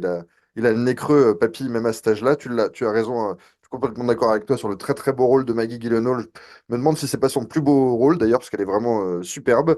Et moi, tu vois, qui suis plutôt allergique à la country, je trouve que les chansons dans le film sont plutôt agréables, pas rébarbatives, parce que la country, moi, à la mode Dolly Parton ou tous ces trucs-là, ça peut vite me gonfler, mais là, je trouve ça plutôt assez agréable. C'est presque de la folk, hein, finalement, Oui. ce qui chante. Moi, j'aime beaucoup la réalisation de Scott Cooper. Tu l'as dit, c'est vraiment un film maîtrisé. Les cadres sont beaux, les couleurs sont belles. C'est ultra bien shooté, donc bravo à lui. Et je trouve même il a des plans à la Wim Wenders, quoi. Il y a des plans à la Paris, Texas dans ce film, sur des étendues américaines, mais vraiment très très bien faites, pas du tout cliché dans le rendu, donc bravo. J'ai adoré. Il y a un plan, je me suis dit, ça c'est vraiment. Des fois, il y a des mecs quand même, tu sens qu'ils ont le sens de la mise en scène. Il y a, tu sais, une scène, alors, j'essaie d'en révéler le moins possible parce que c'est un peu un tournant de l'intrigue. Il y a un accident de voiture avec Jeff Bridges à l'intérieur. Et il y a un plan fixe sur le fait que Bridges soit accidenté dans sa bagnole et un homme qui vient le secourir dans le reflet de sa vitre. Je sais pas si tu vois ce plan, Oui, mais oui. Ouais, ouais, je l'ai si, je vois. trouvé assez incroyable, quoi. Et voilà, moi j'ai trouvé que c'était un film qui prenait son temps, qui est assez doux, c'est jamais ennuyeux. Alors il manque peut-être, encore une fois, moi c'est un peu ma lubie, mais il manque quelques grandes scènes. Je trouve que c'est des films qui veulent tellement être doux et touchants qu'il manque des grands moments de cinéma pour le mettre un peu plus haut, mais je trouve que c'est un très joli film. Et je finirai par le fait que Colin Farrell joue Mm. dedans. Alors il joue un peu la nouvelle étoile de la country. On sait que Jeff Bridges lui a tout appris dans le film, que c'était un peu voilà, son père spirituel, et on s'attend, comme dans tous les films, à ce que Colin Farrell arrive et soit un énorme connard qui fait des grandes scènes et qui lui chie à la gueule et tout, et pas du tout. Et je trouve que tu vois, encore une fois, il prend un rebours les attentes. Colin Farrell, dans le film, il joue un mec qui a réussi, mais qui n'oublie pas d'où il vient, qui rend hommage à son père spirituel et tout. Donc j'ai vraiment trouvé ça chouette. Et je vais conclure là-dessus. Est-ce que tu as un mot de la fin? Non, non, t'as bien fait de rajouter, parce que je l'avais oublié, mais t'as bien fait de rajouter Colin Farrell au bout, parce que en fait, c'est un acteur c'est un peu comme Ryan Reynolds, un acteur que tu supportes pas à cause de son physique un petit peu et de ce qu'il semble dégager. Et puis quand tu regardes un peu ses films, bah, voilà, tu te dis que c'est vraiment un excellent acteur, et là, il est vraiment très très bon. On passe au film dont tu voulais parler, mais pas moi.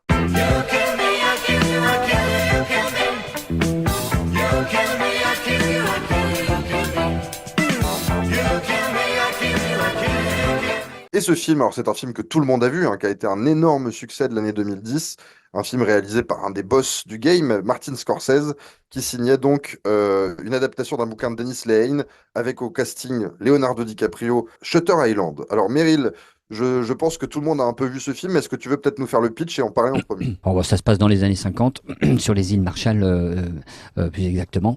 Teddy Daniels et Chuck Hall interprété par DiCaprio et Ruffalo, débarquent donc à Shutter Island, qui compte pour seule habitation un hôpital psychiatrique. Ils sont là et ils enquêtent sur la disparition d'une patiente dite de haute sécurité sur l'île. Mais à leur arrivée, donc le docteur Cowley, joué par Ben Kingsley, leur explique que cette patiente a tué ses 3 enfants en les noyant. Et dès le début, tu sens que bon, le personnel coopère, mais refuse malgré tout certains accès. Bref, enfin, voilà. Dès la première nuit, dès que DiCaprio fait un rêve, où sa femme Dolores, très bien interprétée d'ailleurs par Michelle Williams, lui dit que Rachel est toujours vivante sur l'île, tout comme le soi-disant Andrew Laidis, le fameux pyromane responsable de l'incendie qui l'a tué. Pardon. C'est un peu long, mais voilà, j'ai fini parce que le lendemain, DiCaprio et Teddy Daniels révèlent à son collègue que la vraie raison de sa visite sur l'île, c'est qu'il pense que ici il y a des nazis qui font des expériences sur les cerveaux des patients. De toute façon, ce film, c'est un succès critique, c'est un succès en salle, c'est un Scorsese qui a mis tout le monde d'accord. En plus, les infiltrés juste avant le Loup de Wall Street qui arrive, là, Martin, tu vois, il a passé les années 90 au la main et il enchaîne. Donc, c'est quand même la grosse période de Martin Scorsese. C'est quand même, là, il chope quand même 300 millions. Tu peux dire si quels acteurs, parce qu'on aime tous les deux. Bon, DiCaprio, bien sûr, et on aime tous les deux aussi, mince, putain, je perds son nom, Mark Ruffalo, Marc Ruffalo? Ouais. qui est, moi, je trouve que c'est lui le meilleur là-dedans, tu vois. Je le trouve vraiment excellent, quoi. Tout plein de réserves, c'est sa soi-disant de complicité avec DiCaprio. Fait. Mais bon, ça n'enlève rien vraiment au nouvel homme de main de Scorsese, carrément, parce que DiCaprio, voilà, il a quand même, il a remplacé De Niro, on peut le dire, chez Scorsese. Et il a aussi, avec ce film, définitivement enterré la belle gueule de Jack Dawson. Moi, je savais que déjà que de toute façon, il y en a déjà longuement parlé, que c'était un bon acteur parce que le gamin qu'il était avait fait une performance incroyable dans Gilbert Grape. Et je trouve que dans ce film, il a la vraie stature de l'acteur qu'il est devenu maintenant, qui tourne avec Nolan, qui, tu vois, un vrai acteur non seulement bankable, mais mec, on reconnaît le succès, quoi. C'est un thriller psychologique. Bon, bien sûr, Scorsese, Taxi Driver, voilà, la déprime, la psychiatrie, tout ça, c'est des choses qu'il connaît très très bien. Je trouve que le scénario Tony Truant, qui quand même s'est fait pas mal descendre par les critiques, alors soi-disant s'était révélé dès le début du film. Moi, je suis pas du tout d'accord. J'ai vu le film au cinéma et je suis ressorti complètement ébahi par la mise en scène. Je trouve que c'est une totale réussite. Je trouve qu'en plus, tu sais, Scorsese fait un petit peu comme Spielberg avec ce film. Il fait un nouveau classique, tu vois. Il fait une référence. C'est vraiment, je trouve qu'il y a une telle maîtrise, une telle direction d'acteur, une telle qualité au niveau de la réalisation. Il y a toute la scène de la tempête, tout ça, c'est nickel, quoi. Tu vois, c'est parfait.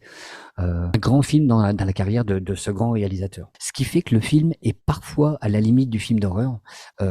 C'est l'utilisation de la troisième symphonie de Christophe Penderecki. Je pense que je l'ai dit comme il fallait le dire. Voilà, c'est un thème baroque avec pas mal de violoncelle qui, il faut le dire, je sais pas comment décrire ça, mais qui racle les tréfonds de ton corps quand tu l'écoutes, quoi. Surtout, moi, j'ai viens de mater le film au casque, je peux t'assurer que tu les entends bien et c'est vraiment utilisé dans tous les sens et ça te file franchement une ambiance vraiment incroyable. Donc, pour moi, très grand film de Martin Scorsese.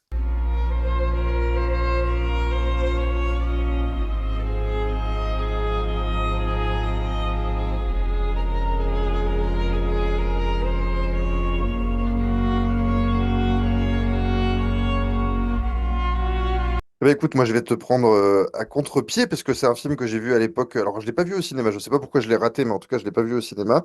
Pourtant il y avait tout pour me plaire, tu vois, une intrigue de thriller, Scorsese, DiCaprio, les années 50, Hôpital Psy et tout. Vraiment c'était un film que je rêvais de découvrir. Et ben je vais te décevoir parce que c'est un film que je n'ai jamais aimé. Alors je l'avais pas aimé à l'époque de sa sortie quand je l'avais découvert. Parce que, alors je vais aller dans le sens des critiques, tu vois, mais moi j'ai compris la fin au bout de 45 secondes. Donc je me suis dit, parce que c'était quand même une grande époque où on voyait tout le temps ce gimmick de mise en scène. Je pense qu'on peut peut-être le révéler aujourd'hui, mais c'est-à-dire que je pense que tout le monde a vu Shutter Island, mais le personnage qu'on va suivre et qui est le héros n'est pas tout seul dans sa tête et il a un double et en tout cas il est perturbé, machin. Enfin, il y avait toujours un truc et il suffisait d'une scène où le mec se regarde dans le miroir au début pour qu'on le sache. Et forcément, Scorsese le fait aussi. Donc moi j'avais été très perturbé par ça et ça m'avait flingué le film et du coup à la fin j'avais pas été très surpris. Mais tu vois, là, quand tu as répété le pitch, ben moi, je suis aussi perdu que quand je t'ai entendu. C'est-à-dire que c'est un film où je ne comprends pas. Il y a 12 000 pistes narratives qui vont pas du tout ensemble. Ça me perd entre les nazis, les flashbacks avec sa femme, la guerre, le mec qui est recherché sur l'île, la nana qui a disparu, qui a pas disparu. Bref, je trouve ça ultra compliqué pour rien, parce que finalement, la résolution n'apporte pas grand-chose. Et donc voilà, moi, c'est un film que j'ai vraiment beaucoup de mal à finir. La première fois, je l'avais fini parce que je voulais avoir la fin, mais là, j'ai même pas réussi la deuxième fois à le finir, parce que c'est un chemin de croix un peu, alors que techniquement c'est parfait, que ça joue plutôt bien et tout, mais je trouve que c'est un film presque baroque, tu vois, presque grandiloquent, où tout le monde en fait un peu des caisses. On se dit, qui est-ce qu'on va mettre comme médecin dans l'hôpital psychiatrique? Ben, appelle Ben Kingsley et Max von Sydow. Tu vois, je trouve que c'est vraiment les deux acteurs les plus clichés pour jouer ça de la C'est ce que Terre. j'ai Donc dit. voilà, bah, Trop en tout cas, génial. ça fait très très cliché. Il y a un acteur où j'en avais déjà parlé dans le podcast, mais que j'aime bien en plus, qui ressemble beaucoup physiquement à Robert De Niro, qui est Elias Koteas, qui joue le Oui. pyromane. Et je sais pas si ça t'a fait ça, mais dans le film, il a vraiment, tu sais, une gueule pas possible de monstre presque. Et on dirait du coup De Niro dans Frankenstein de Kenneth Branagh. Je me suis dit, putain, on dirait vraiment la même gueule. Bref, je crois en rien. J'ai l'impression qu'il veut faire peur, mais ça fait pas peur. Il veut nous perdre, mais finalement, on se retrouve toujours avant lui. Enfin, voilà, il y a un truc qui fonctionne pas dans ce film. Et je trouve que même DiCaprio, que j'aime beaucoup, hein, je le trouve il est bord sur jeu tout le temps. Du coup, Marc Ruffalo, avec son espèce de côté placide à côté, c'est vrai qu'il s'en sort bien parce que c'est l'un de ceux qui en fait le moins dans le film. C'est un divertissement d'auteur, tu vois, comme plein de réalisateurs rêvent d'en faire, c'est-à-dire un film d'auteur mais qui plaît au plus grand nombre. Mais moi, ça me laisse complètement à la porte, tout autant que les Infiltrés, qui m'avaient laissé complètement aussi à la porte. Donc voilà, moi j'ai beaucoup de mal avec cette époque de Scorsese où il essaye de. Enfin, en tout cas, il le fait, ça marche, hein, tous ces films cartonnent à l'époque où il fait du grand spectacle d'auteur, mais finalement, moi je me retrouve ni dans le côté auteur ni dans le côté grand spectacle. Donc je m'ennuie profondément devant Shutter Island, mais Meryl, en tout cas, tu as reparlé de ce film avec brio. Donc je t'en J'ai- remercie. Et on va attaquer bah, du coup le top de l'année 2010. Il y a 8 films et c'est parti.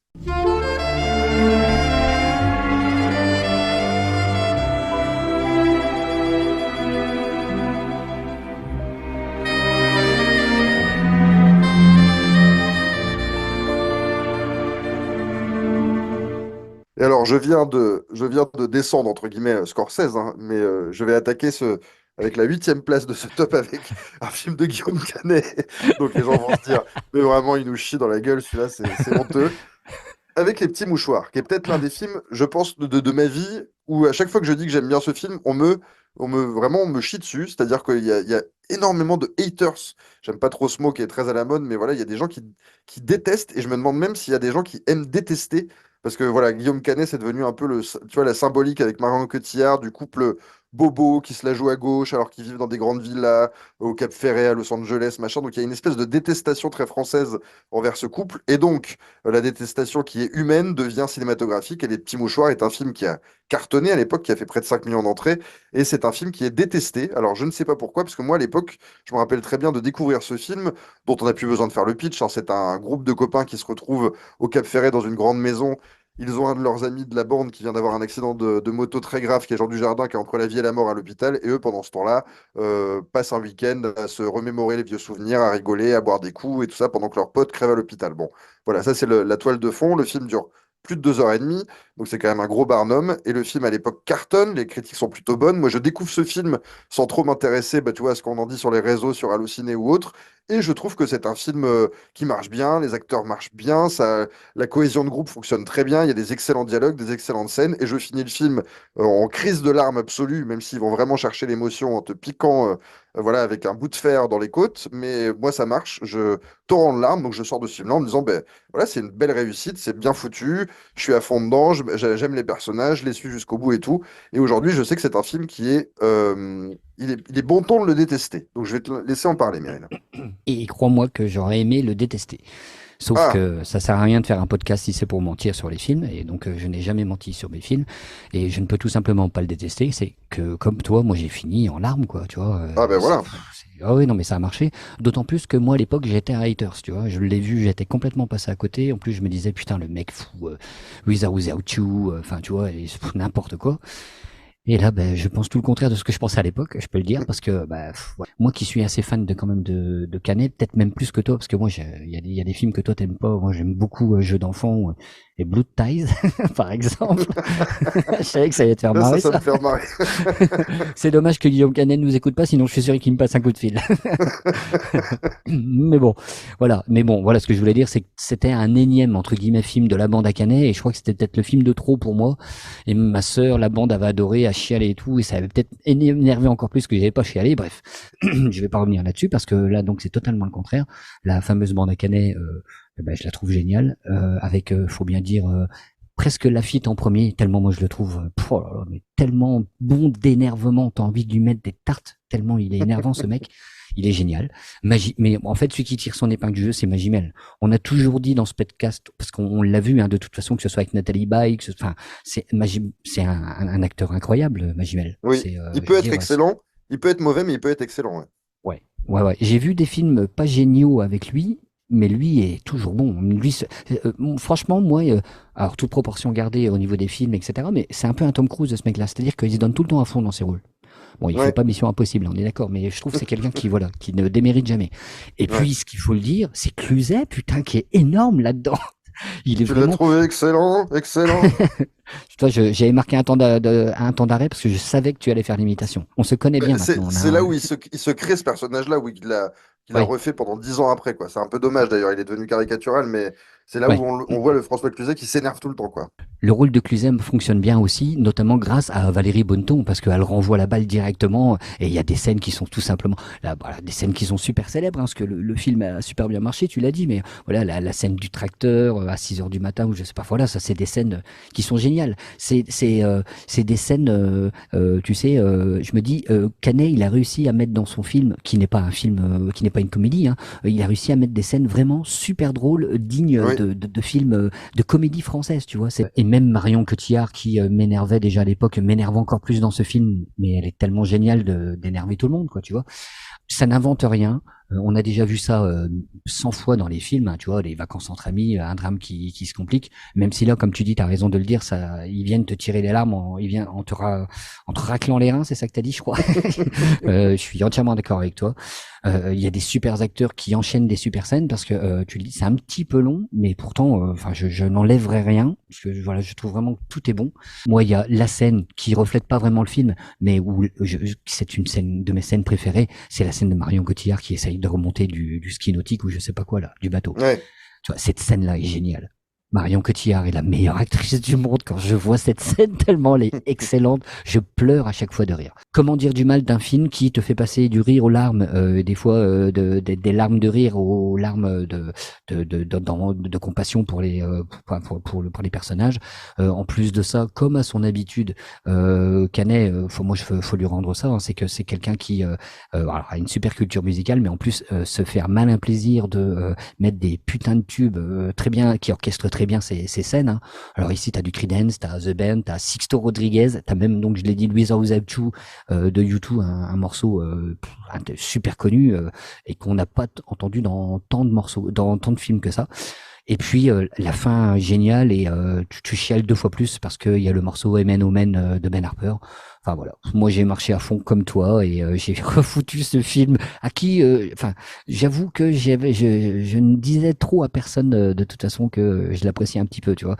Mais là je l'ai refoutu dans mon top et puis je vais quand même m'affirmer en tant que vrai fan parce que c'est une super réussite. C'est certainement l'un de ses meilleurs films. Bah, je suis ravi, mais moi, pour moi, c'est largement son meilleur film. Alors d'ailleurs, la Ouais. suite qui s'appelle Nous finirons ensemble est vraiment ratée. C'est Ah, dommage, moi je excuse-moi trouve. César. Alors, Oui, excuse-moi, je te interromps juste pour dire ça, c'est que par contre, j'ai regardé la suite dans la foulée, moi, tu vois, parce que et ouais, du coup, et alors bon, je suis d'accord avec toi, c'est beaucoup moins réussi.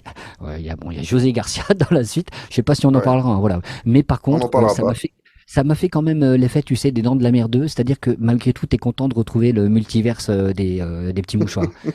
Non mais je te jure, et du coup, j'ai pas trouvé ça. Pas du tout nul et voilà, j'étais content de le voir, même si c'est très loin de la réussite du premier. Ouais. Ouais, mais moi je trouve qu'il y a un truc qui manque. En plus, il a fait de Cluzet dans le 2 un type complètement dépressif, dévasté, suicidaire et tout. Je trouve que ça marche plus alors que son personnage dans le 1, qui était un mec en burn-out absolu, marche bien parce que c'est un ressort de comédie. Dans le 2, ça marche pas, c'est un peu pathétique.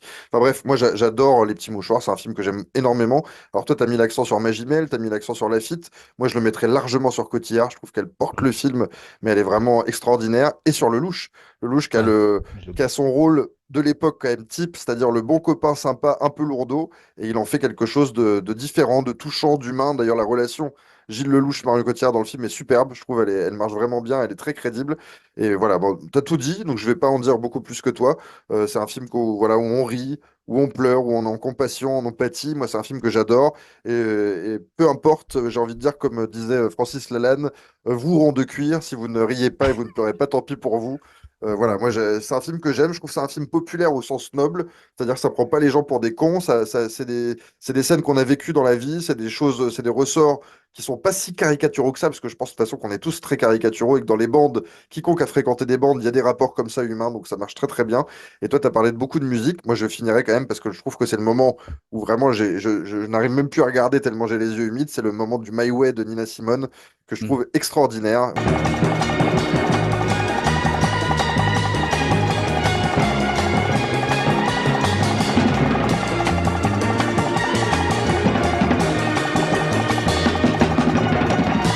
C'est une conclusion sublime et la scène de fin, moi je trouve que c'est une des grandes, grandes scènes dramatiques de ces 20 dernières années en France. Je trouve que on ose rarement pousser l'émotion à ce point-là, c'est-à-dire aller jusqu'au bout du bout, montrer les larmes, montrer les cris, voilà, montrer tout. C'est presque trop, mais moi en tout cas ça me va totalement dans le contexte de ce film qui est trop long, qui a peut-être trop d'acteurs, il y a peut-être trop de scènes, il y a peut-être trop de rire au milieu des larmes, trop de larmes au milieu des rires, mais moi c'est un film que j'aime énormément.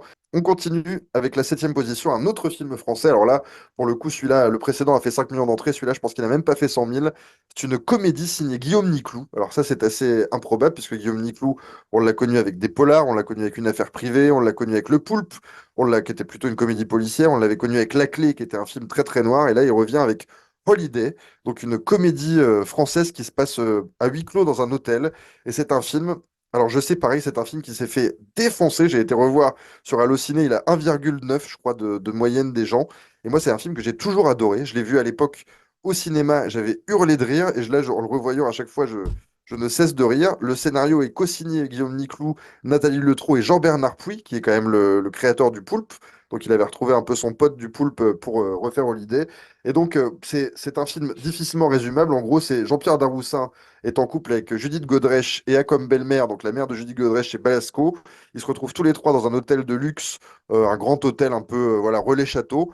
Et il y a quelqu'un qui se suicide, ou en tout cas, il y a une mort à l'intérieur de l'hôtel. Et donc, ça va se tourner on va dire, au Agatha Christie du pauvre, mais avec un côté très, très comédie. Il y a un côté police mystère, mais il y a un vrai côté comédie absurde, avec des gags qu'on ne voit pas venir. Il y a du cul, il y a des choses presque bizarres, étranges et tout. C'est un film que j'adore. Holiday, Meryl, je te laisse en parler. C'est Daroussin qui a les meilleures vannes hein, du film de toute façon. Lui qui passe le film à faire des vannes qui ne font rire personne d'ailleurs. C'est souvent ça qui est un peu marrant. Après, bon voilà, moi j'ai toujours un petit peu de mal avec le niais de Judith Godrèche. Je dis pas que c'est une mauvaise actrice, hein, loin de là. Mais bon, voilà. Christophe Fuller et son histoire de mec qui se fait amputer par amour pour sa copine Kudjat. Bon, cet acteur-là, Christophe Fluder, donc c'est celui, comment on dit, l'acteur de petite taille maintenant, il faut dire, je crois, Oui, c'est ça. ouais, Voilà, tout tout à à fait. fait. Alors moi, je l'ai croisé dans la série Pitch de Baptiste Le Caplin, dans un épisode très drôle où il joue le rôle de la mort que je conseille à tous nos auditeurs. Voilà, même si ça joue bien, même s'il y a des chouettes dialogues, enfin parfois savoureux hein, d'ailleurs, hein, même, et puis quelques petites vannes. Moi, je trouve qu'il y a certaines choses qui marchent pas d'ailleurs, et souvent ça concerne souvent le mec qui a les dents pourries d'ailleurs. Euh, Pascal Bongard, que j'adore. Voilà. Au final, moi, je trouve, si tu veux, on est un peu chez le Blier, l'absurde de Blier, le côté absurde de Blier, un petit peu, tu vois. Et puis en plus, il y a encore et toujours Yves Verhoeven qui fait encore un rôle de gentil un peu con, tu vois. Voilà. Bon, désolé pour les tartes dans la gueule, hein. Non, non, c'est moi. Tu vois là. Ça, c'est la vanne qui m'aura fait le plus rire du film. Donc voilà. Je peux pas dire que je me sois vraiment esclaffé. Je peux pas dire non plus que ça m'est piqué comme le poulpe, loin de là. Mais bon, je dis pas non plus que je me suis pas fait chier par contre, tu vois. Mm. Les acteurs sont bons, Daroussin et bastarde comme il faut à mort, je trouve. Et Guillaume Niclou reste un réal très très intéressant à regarder, tu vois. Je dis pas non plus que c'est mauvais, hein, pas du tout. Ben, c'est toujours, moi ce que j'aime avec Guillaume Niclou, c'est que quoi qu'on pense de son cinéma, moi il a fait plein plein de films que j'aime pas du tout. En tout cas, il s'applique, je trouve, à chaque fois. C'est bien réalisé, c'est bien rythmé.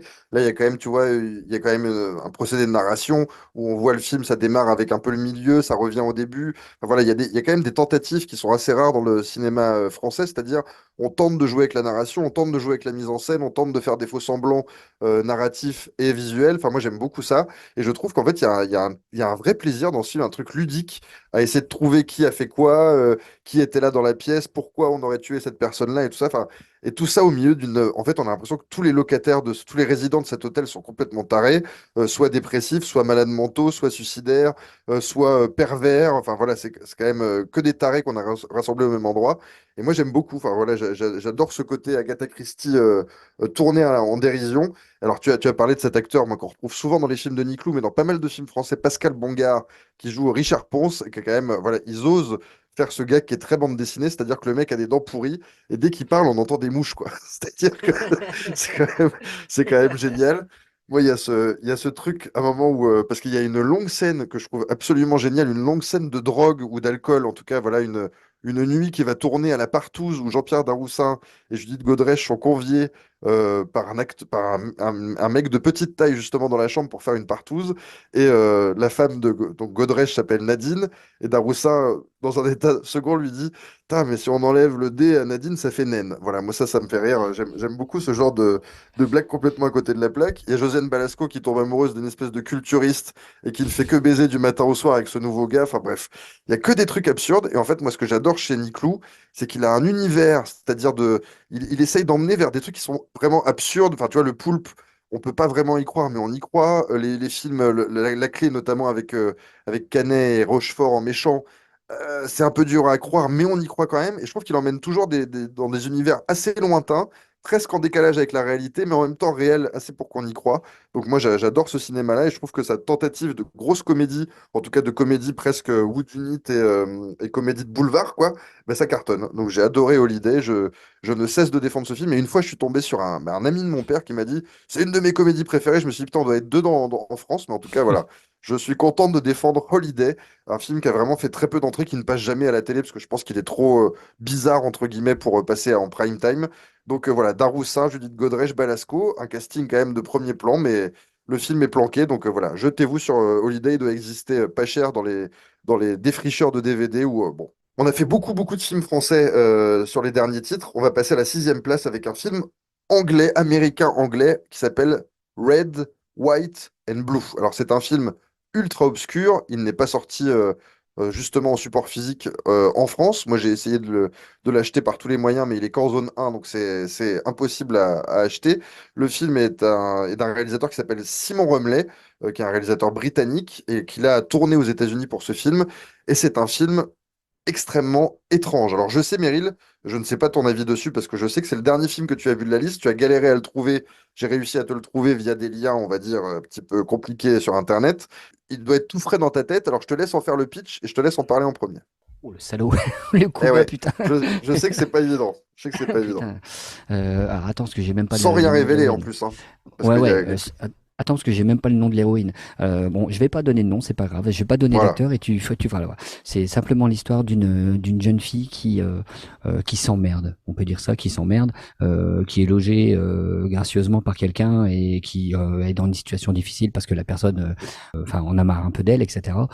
Surtout parce que c'est une femme qui tous les soirs sort et couche avec des mecs. Enfin, un mec Ouais. ou des mecs différents. Et donc, elle aligne les mecs, on peut dire ça, hein, chaque jour qui se suivent. Et en fait, il y a un locataire qui la remarque, qui habite dans le même truc que lui, qui la remarque, qui commence à essayer de sympathiser avec elle. Il se lie un petit peu d'amitié et lui, on l'oublie un petit peu et on suit un petit peu l'histoire de cette fille au fil de ses coucheries, etc., qui finit par coucher tout un groupe de musique je Ouais. sais pas, c'est du punk metal, je sais pas trop Ouais, ce que ouais, c'est ouais. un peu bizarre. Ah, voilà, bref, qui s'apprête d'ailleurs à tourner en Europe. La mère du chanteur qui est atteinte d'un cancer qui est en phase terminale et donc lui donne du sang depuis un moment et puis à un moment donné, ben, les médecins se rendent compte que lui est séropositif. Oui.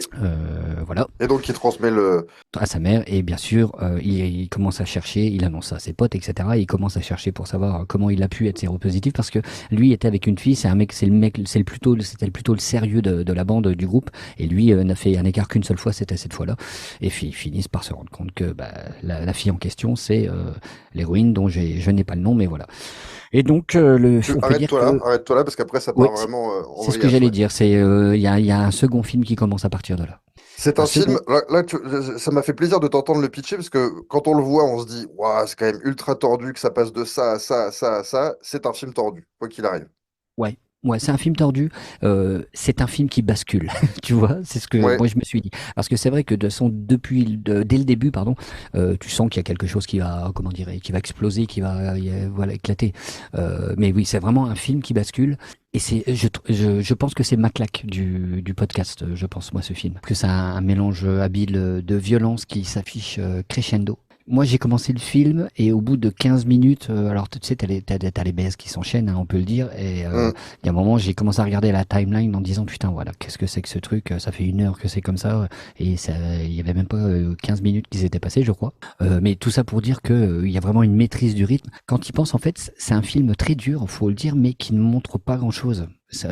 Alors il y a la scène de fin qui est très explicite et voilà, qui met tout le monde d'accord sûrement, mais il y a quand même pas mal de choses difficiles, mais surtout sur la fin du film.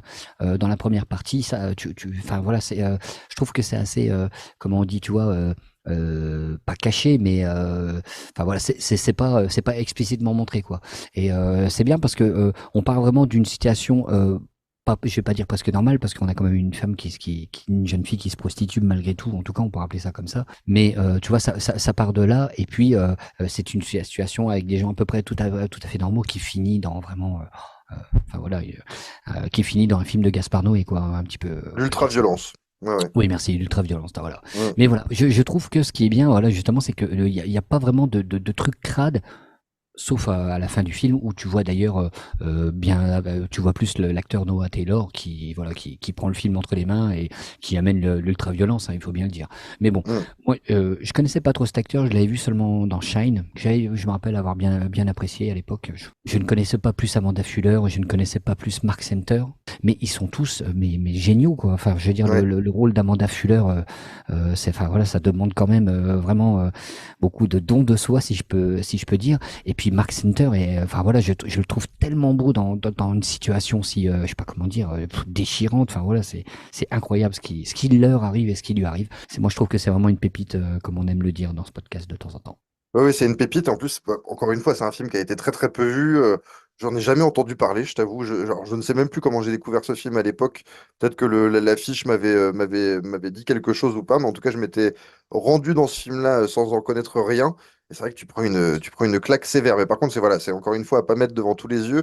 C'est quand même extrêmement violent. Et je trouve que c'est un film qui réussit deux choses que le cinéma, souvent indépendant, parce que le cinéma de studio ne va pas dans ces tonalités-là, mais de montrer la misère, on va dire la misère sociale, la misère sexuelle, la misère affective, la misère amicale, la misère amoureuse. Souvent, le cinéma montre ça de façon un peu je trouve que c'est rarement crédible dans les films, et là je trouve que toutes les misères, parce que c'est quand même des personnages qui se retrouvent tous dans une situation pathétique à un moment donné, c'est très très très bien montré, on y croit vraiment à 100%, et la violence qui est souvent montrée soit de façon rigolote, soit de façon un peu détachée, soit de façon lointaine, ah ben là putain on la prend vraiment dans la tronche quoi, et on la subit cette violence, on la ressent, et le personnage de Noah Taylor est incroyable, c'est un personnage de cinéma assez rare, alors ça fait partie un peu de ces anges noirs, tu sais, de ces mecs qui vont venger des gens, qui vont voilà, déferler de violence par rapport à une situation donnée. En plus, lui, on le voit pas du tout venir, parce qu'il a une gueule un peu de groupie, c'est pas du tout un mec bodybuildé, c'est pas du tout un mec qu'on sent dangereux, et pourtant, il porte un danger en lui qui est assez incroyable, un peu, je trouvais comme dans le film Dead Man's Shoes, tu sais, avec le personnage de Paddy Oui. Considine qui allait se venger de tous les gens qui avaient emmerdé son frère. Et pareil, on sentait pas vraiment venir cette violence, et quand elle surgit à l'écran, ben, on y croit. Et là, c'est pareil. Et je trouve que c'est un film, voilà, une vraie claque. Alors, on a essayé d'en dire le moins possible. Là, tu as révélé, on va dire, le tiers du film. Après, ça, il y a Oui. plusieurs intrigues qui se mettent en place petit à petit. faut mieux ne rien en savoir avant de le voir. C'est un film qui rebondit quand même sur pas mal de faits de scénario. Et c'est un film vraiment qu'on prend dans la gueule. C'est une claque. Alors toi, tu as dit une pépite, moi je dirais une claque. Red, White and Blue de Simon Rumley. En plus, moi, Simon Rumley, je me suis dit, c'est un mec que voilà, je veux voir ce qu'il a fait avant et ce qu'il a fait après. Il n'a fait que des navets, en tout cas que des trucs que j'ai trouvé vraiment très mauvais. Donc je pense que c'est la pépite de sa filmographie. Il a fait des séries B, des séries Z et tout. Je sais pas du tout qui est ce gars. Je sais même pas d'où il sort, je sais même pas d'où il vient. Mais en tout cas, ce qu'il a fait, hormis Red, White and Blue, c'est pas terrible du tout. Donc voilà, concentrez-vous sur ce film et sur la performance assez extraordinaire de Noah Taylor. C'est un film, voilà, c'est une claque à prendre dans la tronche. Et je t'assure que moi, je l'ai vu au moins 3 fois et à chaque fois, on se la reprend, hein. Ça marche à Ouais. chaque fois. C'est vraiment un film qui accroche et qui reste dans la gorge. Donc voilà, c'est le sixième de cette liste. On continue. Alors, là, on est sur 3 films d'affilée qui sont des films assez durs, assez violents. À la cinquième position, Dog Pound, un film du français Kim Chapiron. Et pourtant, le film est anglophone. Il a été tourné en Amérique. C'est un film tout simplement qui dépeint une prison pour mineurs, en tout cas une prison ouais, pour jeunes. Et donc, on suit, voilà, c'est un vrai film de prison. On a beaucoup traité de ce genre parce que c'est un genre très très prolifique dans le cinéma. On a vu, voilà, ça peut être Les Évadés, ça peut être L'Évadé d'Alcatraz, ça peut être le film dont on a parlé il n'y a pas longtemps, The Escapist. Et là, c'est un film qui est presque au croisement du documentaire et de la fiction, Dog Pound. Et en fait, Kim Chapiron qui sortait de Shaitan, hein, qui n'a vraiment rien à voir dans le style, qui était un film presque une comédie d'horreur, voilà, qu'on avait beaucoup aimé avec Vincent Cassel. Là, il va vraiment dans le documentaire, dans la façon de filmer. C'est filmé près des visages, près des corps. On suit des situations ultra crédibles, ultra réalistes. On y croit à mort. Et c'est un film violent et choquant. Dog Pound. Si on voulait traduire ça, ça serait Fourrière pour ados. Donc Ouais, voilà, c'est dit quoi. T'avais dû me conseiller ça et c'est un film qu'on aime tous les deux hein, depuis pas mal de temps, hein. Moi, je l'avais ouais. vu à l'époque, hein, certainement grâce à toi. Mais putain, il y a 5-6 acteurs là-dedans. Ils sont incroyables. Ils sont d'une crédibilité. Enfin, ils sont vraiment parfaits, quoi, tu vois. Mm. Alors, j'ai juste noté quelques noms. Tu finiras mieux que moi. Mais alors, Shane Kippel, Taylor Poulin, le gros méchant, qui est vraiment très très bon. Laurence Bain, le maton un peu sympa, enfin en tout cas au début. Et puis ce putain d'Adam Butcher, le mec Ah est ouais, habité par son rôle, quoi. C'est incroyable. Enfin voilà, il est extraordinaire. vraiment. Exactement, il est extraordinaire. Et puis un véritable coup de maître de la part de alors, Kim Chapiron, quoi, le mec qui a fait Shetan. Donc, tu vois, un des rares Français à être allé aux États-Unis et avoir fait mieux aux États-Unis C'est qu'en vrai. France. Tu vois. Ben, moi, Bon, voilà. j'adore Shaitan, mais j'adore Dog Pound, mais pour des raisons totalement différentes, quoi. Oui, oui, c'est pas la même réussite. Voilà, moi j'aime bien aussi Shetan, hein, mais attends, là on parle. Franchement, comme tu dis, oui, il y a un aspect vraiment docu qui est très crédible parce que voilà, il y a, franchement les acteurs. Alors, je pense que tu vas le dire, mais ouais, tu vas en parler d'ailleurs. Mais il y a un mec d'ailleurs qui est dans le tournage qui pose des problèmes. Enfin bon, bref, tu t'en parleras mieux que moi, mais voilà, moi je trouve que c'est vraiment une réalisation et une surprise parce qu'en fait, j'avais pas capté que c'était le Kim Chapiron, tu vois, et j'ai été vraiment pas étonné, hein, mais je me suis dit putain, ouais d'accord, le mec est passé de Shetan à ça, quoi.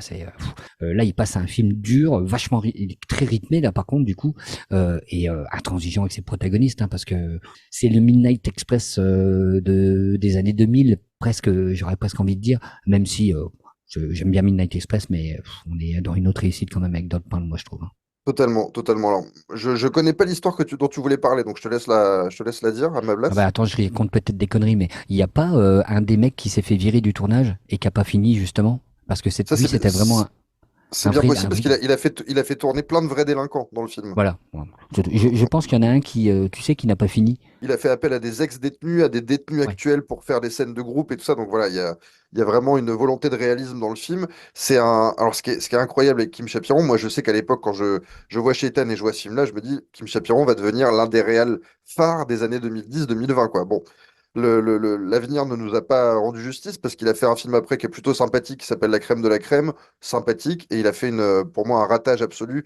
Le jeune imam qui est sorti il y a quelques mois, qui est vraiment un film totalement raté. Donc, je suis assez déçu de la poursuite de la carrière de Kim Chapiron parce que je me disais, avec 2 films aussi drastiquement opposés, autant réussis, je trouve ça dommage que sa carrière s'englue un petit peu. Mais en tout cas, pour reparler de Dog Pound, moi je trouve que c'est un film voilà, Enfin, c'est une bombe ce film-là. Je l'ai conseillé à 12 000 personnes. Tout le monde m'a dit qu'ils avaient adoré parce que c'est un classique au sens du terme. C'est-à-dire, le mec, il filme mieux que les Américains l'Amérique. Il filme mieux les jeunes Américains que les Américains. Enfin, je sais pas comment il a chopé complètement l'ADN de ce pays, de ce continent et de ses détenus et de ses acteurs et tout ça pour les faire jouer aussi bien pour qu'on croit à tout à ce point-là. Il y a des déferlements de violence aussi dans le film. Le film est très, très, très violent. Les mecs, ben voilà, ils se rendent coup pour coup, ils se laissent rien passer, ils se tabassent, ils s'humilient. Et moi, je suis obligé de, voilà, de conclure un peu mon amour de ce film pour Adam Buncher, quoi. Adam Buncher, qui est un personnage qui reste gravé dans la tête à vie, je trouve.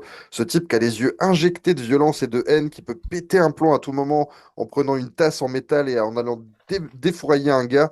Enfin, vraiment, il est extraordinaire. Et effectivement, tu as voulu parler un peu de cette scène. Bon, c'est une scène de fin, mais on va dire qu'il y a une scène d'émeute à l'intérieur de la prison. Et elle est extraordinaire. Au niveau de la réalisation, de l'implication des acteurs, des fois, moi, c'est pas un plaisir, mais des fois, je regarde des films, particulièrement des films des années 60-70. Quand tu vois des scènes de groupe et des scènes de bagarre, tu vois, dans des films de KPDP ou autres, tu vois qu'il y a trois, quatre figurants qu'on n'a rien à foutre, qui sont en train de se marrer, et qui sont autour et qui traînent. Là, il fait vraiment des plans d'ensemble avec une émeute entre les matons et ben, même la police qui intervient et les détenus, et tout le monde est à fond, quoi. C'est-à-dire qu'il n'y a pas un gars en arrière-plan qui déconne ou tout le monde est à fond. Tu as l'impression de voir une vraie scène de rébellion, une mutinerie, quoi, dans cette prison. Donc c'est assez incroyable. Donc le film est ouf. Pareil, une claque. Moi, je disais ça de Red, White and Blue, mais Dog Pound est une autre claque. Et on peut finir juste sur Adam Butcher. Quand Steven Spielberg, je ne sais pas comment, a vu ce film, il a dit, je le veux pour ma série. À l'époque, il faisait tu sais, des séries sur la Seconde Guerre La Seconde Guerre. mondiale. Ouais. Il avait fait Band of Brothers, il voulait Adam Butcher. Alors, je ne sais pas s'il a tourné dedans, mais je crois que ça a été compliqué. Enfin, voilà, que Adam Butcher n'est pas quelqu'un de simple non plus dans la vie, d'où peut-être cette intensité qu'il a dans le regard. Mais je crois que voilà, c'est assez compliqué de tourner avec lui. En tout cas, Duck Pound, on est d'accord tous les deux, Meryl, c'est une grande, grande réussite. Et on continue avec un autre film. Alors là, c'est un autre type de violence. On va plutôt vers de la torture, là. Numéro 4, Unsinkable, un film de Greg Jordan, où là, on est dans un autre délire, parce que c'est un film américain qui est passé complètement sous les radars malgré la tête d'affiche Samuel Jackson, puisque c'est un film qui parle de la torture effectuée par le gouvernement américain pour faire parler les terroristes dans ce film-là musulman. En tout cas, on sent qu'on est voilà, quelques années après le 11 septembre, on sent qu'il y a eu toute la volonté d'aller chercher Ben Laden, d'aller chercher des terroristes. Et là, c'est un film de torture, il n'y a pas d'autre mot, avec un type qui est embauché par le gouvernement américain, Samuel Jackson. Il est embauché, on va dire, sous les radars, puisque il doit faire parler à tout prix des gens, c'est-à-dire en les mettant dans des pièces et en les torturant par tous les moyens, jusqu'à temps qu'il lâche. Là, en l'occurrence, dans le film, c'est un mec qui a revendiqué qu'il avait posé des bombes dans plusieurs endroits des États-Unis. Il faut le faire parler. Moi, c'était un film, je me rappelle, dont mes potes me parlaient en disant putain, quel film, Samuel Jackson, badass, etc. Franchement, faut que tu vois ça. Et effectivement, Samuel Jackson a certainement un de ses rôles de mec les plus horriblement. Enfin, je sais pas comment le qualifier, mais voilà, il a un peu Bah, un rôle ambivalent. il est placide et en même temps, il est horrible. Ouais, c'est ça. Ouais, ouais. Putain, mais il y a des acteurs là-dedans aussi, hein. Ouais, Alors ouais. Michael Sheen, qui est génial. Enfin, faut le faire ce rôle-là, tu vois. En plus, lui, il a vraiment, il a un peu la tête de l'emploi, quoi, tu vois, parce que il a un peu, tu sais, il a un petit peu de cette trempe des acteurs qui, t'as tout de suite de l'empathie pour les mecs, quoi, tu vois, de Ouais. simplement regardant leur tronche, quoi. Il a un peu ça, quoi. Bon, il y a aussi Carrie Ann Moss qui ramène un petit peu d'humanité là-dedans. Ils sont tous super. Après, il faut dire aussi que bon voilà, Stephen Groove, Martin Donovan, Holmes Osborne, voilà, c'est des acteurs comment de série hein, surtout ces gens-là quand même. C'est des gens qui font des Ou films, mais c'est aussi. de second Oui, rôle dans des séries B, voilà. Ouais. ils peuvent jouer des huitièmes rôles dans des blockbusters, quoi. Je te dirais presque que moi je l'aurais pas mis là et je l'aurais mis j'aurais plutôt mis Red White etc parce que malgré tout même si c'est une grosse réussite ce film hein, et même tu sais même sur la fin même le déroulé même enfin faut vraiment rien dire donc je fais gaffe à vraiment rien dire mais voilà le scénar est un peu il y a des rebondissements enfin voilà c'est vraiment super tu ne t'ennuies pas ni quoi que ce soit mais tu vois par exemple il y a eu aussi un petit peu un aspect docu je sais pas comment c'est filmé d'ailleurs parce que tu vois c'est enfin je trouve que l'image est assez spéciale. Après il faut dire aussi que c'est un huis clos et que ça se passe uniquement dans une pièce hein, pratiquement. Donc ça Ouais. donne aussi un rendu assez spécial au film. Enfin, voilà le mec qui ressort de là-dedans c'est Samuel Jackson qui est quand même un putain. Alors je sais pas si c'est un des plus grands acteurs mais c'est en tout cas un acteur enfin, iconique. J'en connais pas beaucoup des comme lui quoi. Ah ben pour moi, c'est un de ses. Il a tellement tourné Samuel Jackson. On l'a vu chez Ouais. Tarantino moult fois. Il a plein de grands rôles. Il a Une journée en enfer. Enfin bref, on l'a vu dans plein de films qu'on adore, tous, on reverra jamais. Mais moi, je trouve que son rôle dans Unsinkable est l'un de ses meilleurs rôles parce que c'est rare de le voir à ce point-là épris de violence. Pareil, alors là, c'est vraiment une série sur la violence, hein. Entre Dog Pound, Red, White and Blue et Unsinkable, c'est vraiment des films extrêmement violents avec des types qui ont presque plaisir dans la violence.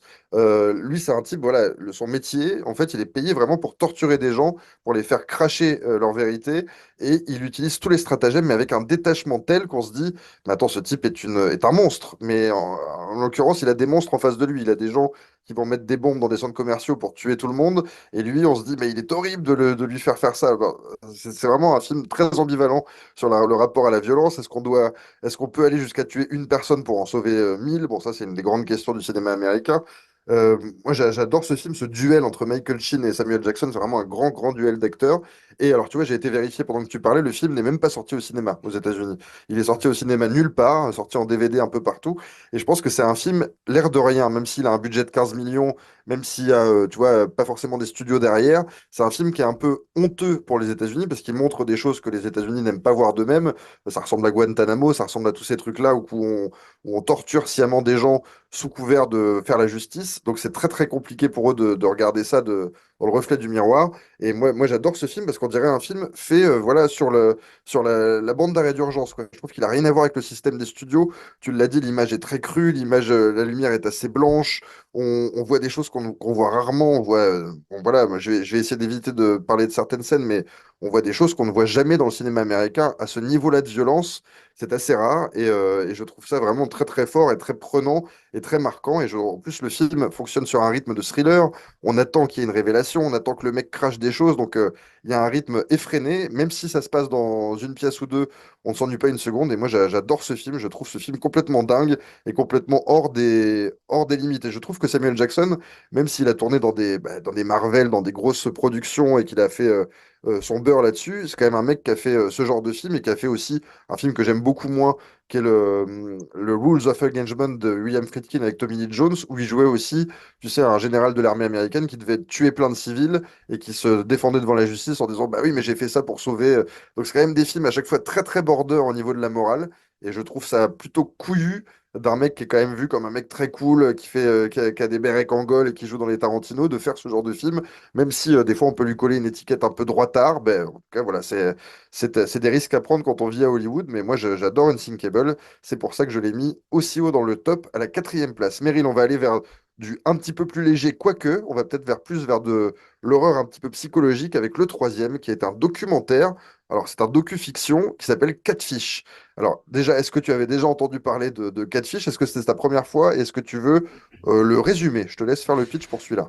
Ouh la vache, non, là, le résumé, je te le laisse. Mais par contre, oui, je l'avais vu parce que tu me l'avais conseillé Ah, bon, il y a pas mal de temps, hein, dans nos années lycée, si je peux me parler de comme ça, mon petit chéri. Bah alors, écoute, je fais juste le pitch avant que tu en parles. tout à fait. C'est co-réalisé par Henry Joost et Ariel Schulman, qui sont deux types, voilà, à l'époque, qui sont des jeunes réalisateurs en herbe, qui veulent faire de la fiction, qui veulent faire du documentaire. Et ils commencent, alors, on est en 2010, donc c'est vraiment peut-être pas le début des réseaux sociaux, mais en tout cas, on est un peu dans peut-être l'heure de gloire de Facebook, à l'époque où tout le monde avait Facebook et où tout le monde voulait retrouver les gens avec qui on était à l'école, tout ça, tout ça, tout ça. Et donc, ce mec-là, en fait, commence à se lier d'amitié avec une jeune femme, et une jeune femme qui lui écrit en lui disant qu'elle aime bien son travail et tout. Il commence à correspondre par message, et lui il s'engage en fait dans une espèce de relation à distance amoureuse, parce que vraiment la fille a tout pour plaire. Elle lui envoie des photos de ses tableaux, parce qu'elle est peintre. Elle lui envoie des photos de sa vie. Voilà, ils sont un peu aux opposés aux États-Unis. Donc voilà, et en fait, le mec commence avec son pote à documenter cette relation-là en se disant, ben ça va être la femme de ma vie, donc autant documenter tout. Et il commence voilà, à s'intéresser à cette fille, machin, machin, jusqu'au jour où ils veulent la rencontrer. Donc elle est un peu fuyante, elle n'a pas trop envie que ces deux mecs-là viennent la voir, en tout cas que son chéri virtuel vienne la rencontrer. Et donc on est dans une espèce d'enquête, on va rien révéler parce qu'il y a quand même... C'est quand même, ça marche comme un film à suspense avec un twist. Mais en tout cas, on va suivre une enquête sur une histoire d'amour virtuelle que le jeune réalisateur héros du film aimerait qu'elle se transforme en réalité. Et moi, je t'avoue que j'ai vu ce film sans rien en savoir à l'époque. Je ne savais absolument pas ce que j'allais regarder. J'ai tout de suite été pris dedans parce que le montage fait on est plongé dans cette histoire-là. On a envie de savoir, on est content pour lui. Il y a une enquête. Il y a même des scènes qui flirtent avec le cinéma d'horreur, sans rien révéler. En tout cas, le cinéma, ouais, le cinéma d'horreur. Et moi, c'est un film que j'ai pris vraiment dans la tronche et que j'ai montré beaucoup, beaucoup de fois à beaucoup de gens. Et à chaque fois, je trouve ça remarquable la façon dont c'est amené. La résolution est quand même fait froid dans le dos et c'est presque un documentaire d'horreur.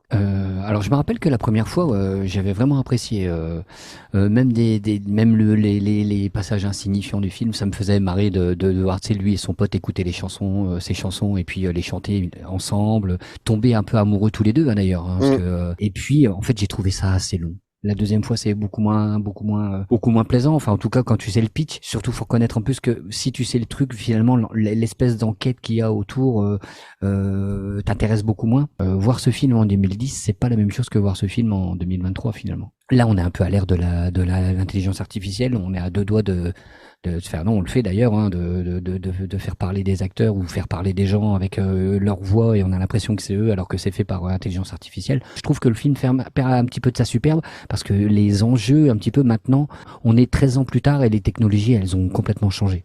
Faut reconnaître. Mais c'est un film d'archives presque. Oui, ouais, oui, exact. Alors là, je suis entièrement d'accord avec le. Alors là, par contre, oui, voilà, c'est un film générationnel, même, on pourrait Ouais, dire, tu vois. Mais alors, de toute façon, je sais pas pourquoi, hein, mais ça me faisait vachement penser à Social Network, moi, merde. Fincher. Merci, de Fincher. C'est pas du tout le même film, mais tu vois, dans la façon d'appréhender un peu la technologie, ouais, je sais pas, c'est un petit peu pompeux ce que je suis en train de dire, mais tu vois, ça m'a fait un peu penser à ça, quoi, la façon dont les Mm. gens subissent la technologie, entre guillemets. Quand je parle de film d'horreur, c'est pas un film d'horreur avec des vampires qui vont sauter ou des loups-garous, mais il Ouais. y a des scènes, je trouve, à la fin qui sont de l'horreur sociale, quoi. C'est-à-dire la misère humaine, quoi. Toi, est-ce que ça te choque, on va dire, la dernière partie sans rien en révéler ou... Horreur, je pense que tu exagères un peu, mais enfin non, pas tant que ça quand même, mais c'est surtout le malaise.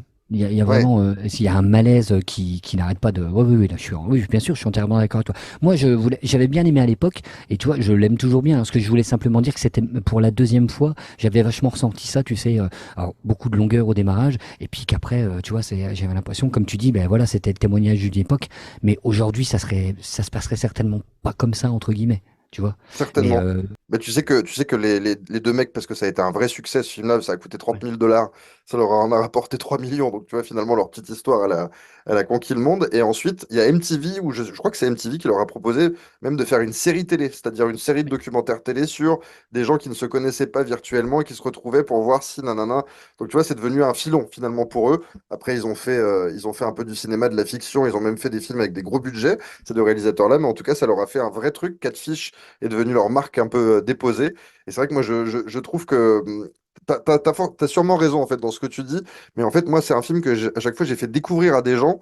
Et finalement, en fait, même toi, quand tu sais, mais que les autres ne savent pas ce qui va déboucher, Hmm. je trouve ça génial de le voir avec des gens qui commentent parce que c'est un film. Moi, j'aime pas quand on parle devant les films, mais là, c'est un film où on a envie de commenter. Quand on se dit, ben non, c'est Oui, pas oui. possible, il va se passer ci, il va se passer ça. Bref, c'est un vrai film de plaisir de spectateur, même si le plaisir devient un peu glauque vers la fin. Mais voilà, moi, c'est un film que j'adore et en fait, je m'en rappellerai toujours de la surprise que j'avais eue et du malaise que j'avais ressenti la première fois que je l'ai vu. Et du coup, Ouais. pour ça, Catfish m'a marqué à vie. Et c'est pour ça que je l'ai mis si haut, troisième dans le top 2010. Meryl, j'ai beaucoup hésité sur l'ordre du deuxième et du premier. Et j'ai fait un peu comme souvent, c'est-à-dire que pour moi, le plus grand film de cette année 2010, c'est le deuxième, mais le film qui me touche le plus, c'est le premier. Donc on va commencer par le deuxième, qui pour moi est vraiment le classique, le chef-d'œuvre de cette année 2010 au niveau réalisation, scénario, tout ce que tu veux. C'est Dans ses yeux, un film argentin qui à l'époque a fait parler, puisqu'il a eu l'Oscar du meilleur film étranger. C'est un film avec quiconque suit un peu le cinéma sud-américain, en particulier le cinéma argentin, connaît Ricardo Darín, qui est vraiment la star de ce pays, même si la cinématographie argentine est assez petite, mais lui, c'est vraiment le Alain Delon, le Belmondo d'Argentine, Ricardo Darín, donc, qui est dans ce film réalisé par Juan José Campanella.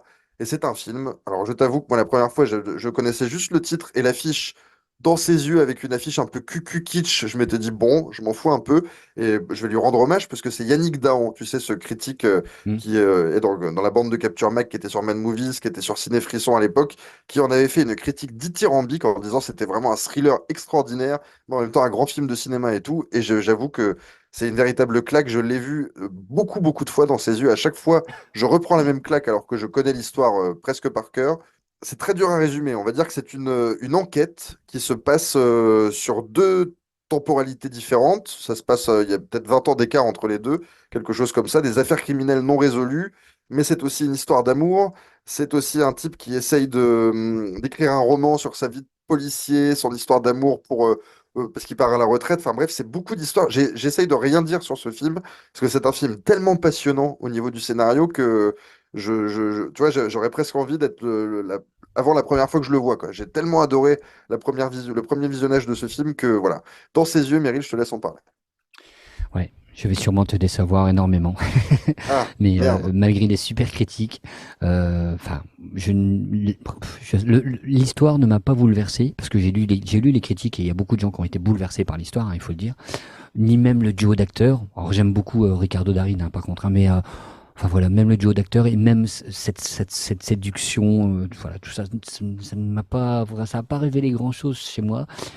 Ça démarre tellement cool, en plus c'est tellement un peu long à démarrer entre guillemets, même s'il se passe des choses. Mais bon, il y a des scènes que j'ai vraiment bien aimées, hein, parce que par contre, ouais, le film c'est être vachement chouette, hein. La scène du stade où Oh ouais. l'affrontement avec l'espèce de, enfin, faut rien dire du tout, mais bon, bref, il y a des affrontements, voilà. Je pense que moi je suis passé carrément à côté du truc alors que je l'ai regardé, tu vois, j'ai regardé une fois et demie. J'ai essayé de le regarder une seconde fois et puis j'ai lâché. Euh, j'ai lu que beaucoup de gens saluaient, tu sais, bah, un peu comme toi, une véritable immersion, une véritable ambiance. Enfin voilà, moi je trouve ça un peu poussif et répétitif entre guillemets. Comme tu dis, il y a des fois où on n'est pas prêt pour le film qu'on est en train de regarder, on passe à côté, on en reparlera dans 10 ans. Bah, regarde les petits mouchoirs. Tu m'as dit toi-même que tu l'avais Exactement, reconsidéré. Bon, ça n'a rien à exactement. voir, hein. Hmm. Mais alors, ah putain, tu vois, je suis déçu parce qu'en plus j'étais persuadé que tu l'avais déjà vu, que tu l'aimais bien et tout. Je sais pas pourquoi j'avais dû inventer ça dans ma tête. Mais bon, en tout cas, je vais reprendre donc dans ses yeux sans révéler rien de l'intrigue. Donc encore une fois, c'est une intrigue qui se passe sur deux temporalités différentes. On va dire dans les années peut-être 80 et dans les années 2000. Et c'est vrai que c'est un film, c'est une enquête au long cours, c'est une histoire d'amour au long cours. Tout s'entremêle un petit peu. C'est très compliqué de parler de ce film sans en révéler les méandres du scénario, parce que le scénario est une fois de plus assez tordu, assez oui, voilà, c'est compliqué à comprendre. Ça se passe à Buenos Aires, donc dans les années 70. Il y a une enquête à résoudre, il y a un duo de flics, et puis finalement, l'histoire n'est pas résolue. Et puis finalement, elle pourrait se résoudre 20 ans après grâce au truchement d'une autre intrigue qui se met en place. Enfin bref, c'est très très compliqué. Moi, c'est un film que je trouve extraordinaire, c'est-à-dire de A à Z, la mise en scène de Campanella, je la trouve ultra ample, ultra large, ultra belle. Enfin, je suis vraiment sur le cul. Tu as parlé de cette scène dans un stade de foot, mais pour moi, c'est du génie, quoi. Il y a vraiment une caméra qui arrive au-dessus d'un stade, puis qui Hmm. suit un personnage, puis une course-poursuite dans le stade et tout. C'est vraiment digne des plus grands, je trouve, cette scène. Ricardo Darín en héros est absolument incroyable. Il y a plein d'acteurs secondaires qui sont géniaux. Guillermo Francella qui joue le compère dans le duo de flics. Il y a Pablo Rago qui est un personnage très compliqué dans le film, Javier Godino et tout ça. Enfin, il y a vraiment des personnages incroyables. Et moi, c'est un film ouais, que j'ai dû voir 5 6 fois et j'ai l'impression de connaître les personnages et de savoir leur motivation et tout. Enfin, je crois à tout. Ça pourrait presque être un film qui tourne au polar à la Harlan Coben, donc cet écrivain qui a fait Ne le dis à personne, où moi je crois en rien.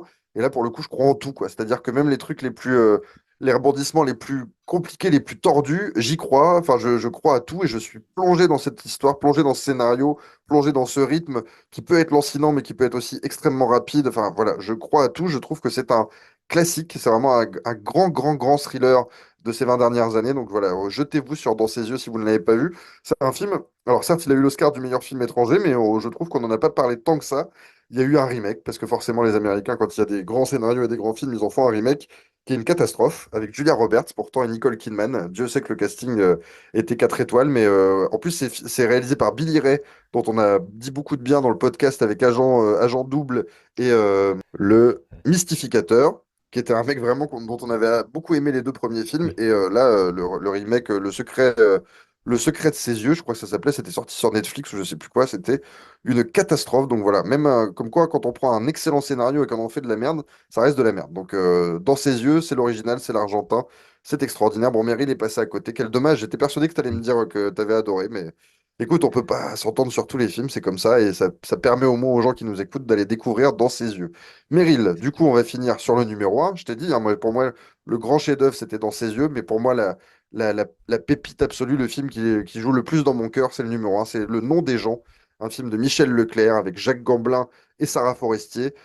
Pareil, c'est un film que j'ai dû voir, je pense que je l'ai vu 8 ou 10 fois ce film. J'en suis vraiment tombé fou amoureux, Le Nom des gens. Je peux le regarder 1000 fois. À chaque fois, je me marre, ça me fait un peu pleurer, ça m'émeut. Je suis fou de ce film. Alors, comment le résumer? C'est assez simple. C'est un pitch de début en fait qui est assez simple. C'est Sarah Forestier, qui est une fille complètement extravertie, complètement dingue, qui est de gauche et qui couche avec tous les opposants politiques pour les convertir à gauche. C'est-à-dire qu'elle va coucher avec des mecs du MoDem, avec des mecs d'extrême droite, de droite, pour les mettre à gauche. Et un jour, elle rencontre celui qui va devenir l'amour de sa vie, qui lui est un jeu spiniste. Donc c'est Jacques Gamblin. Et leur histoire d'amour va démarrer. Je te laisse un peu en parler. Ouais, alors tu sais, de toute façon, pour convertir un mec du FN, c'est au moins 10 jours. Pour un fan de Bérou, en une après-midi, c'est plié.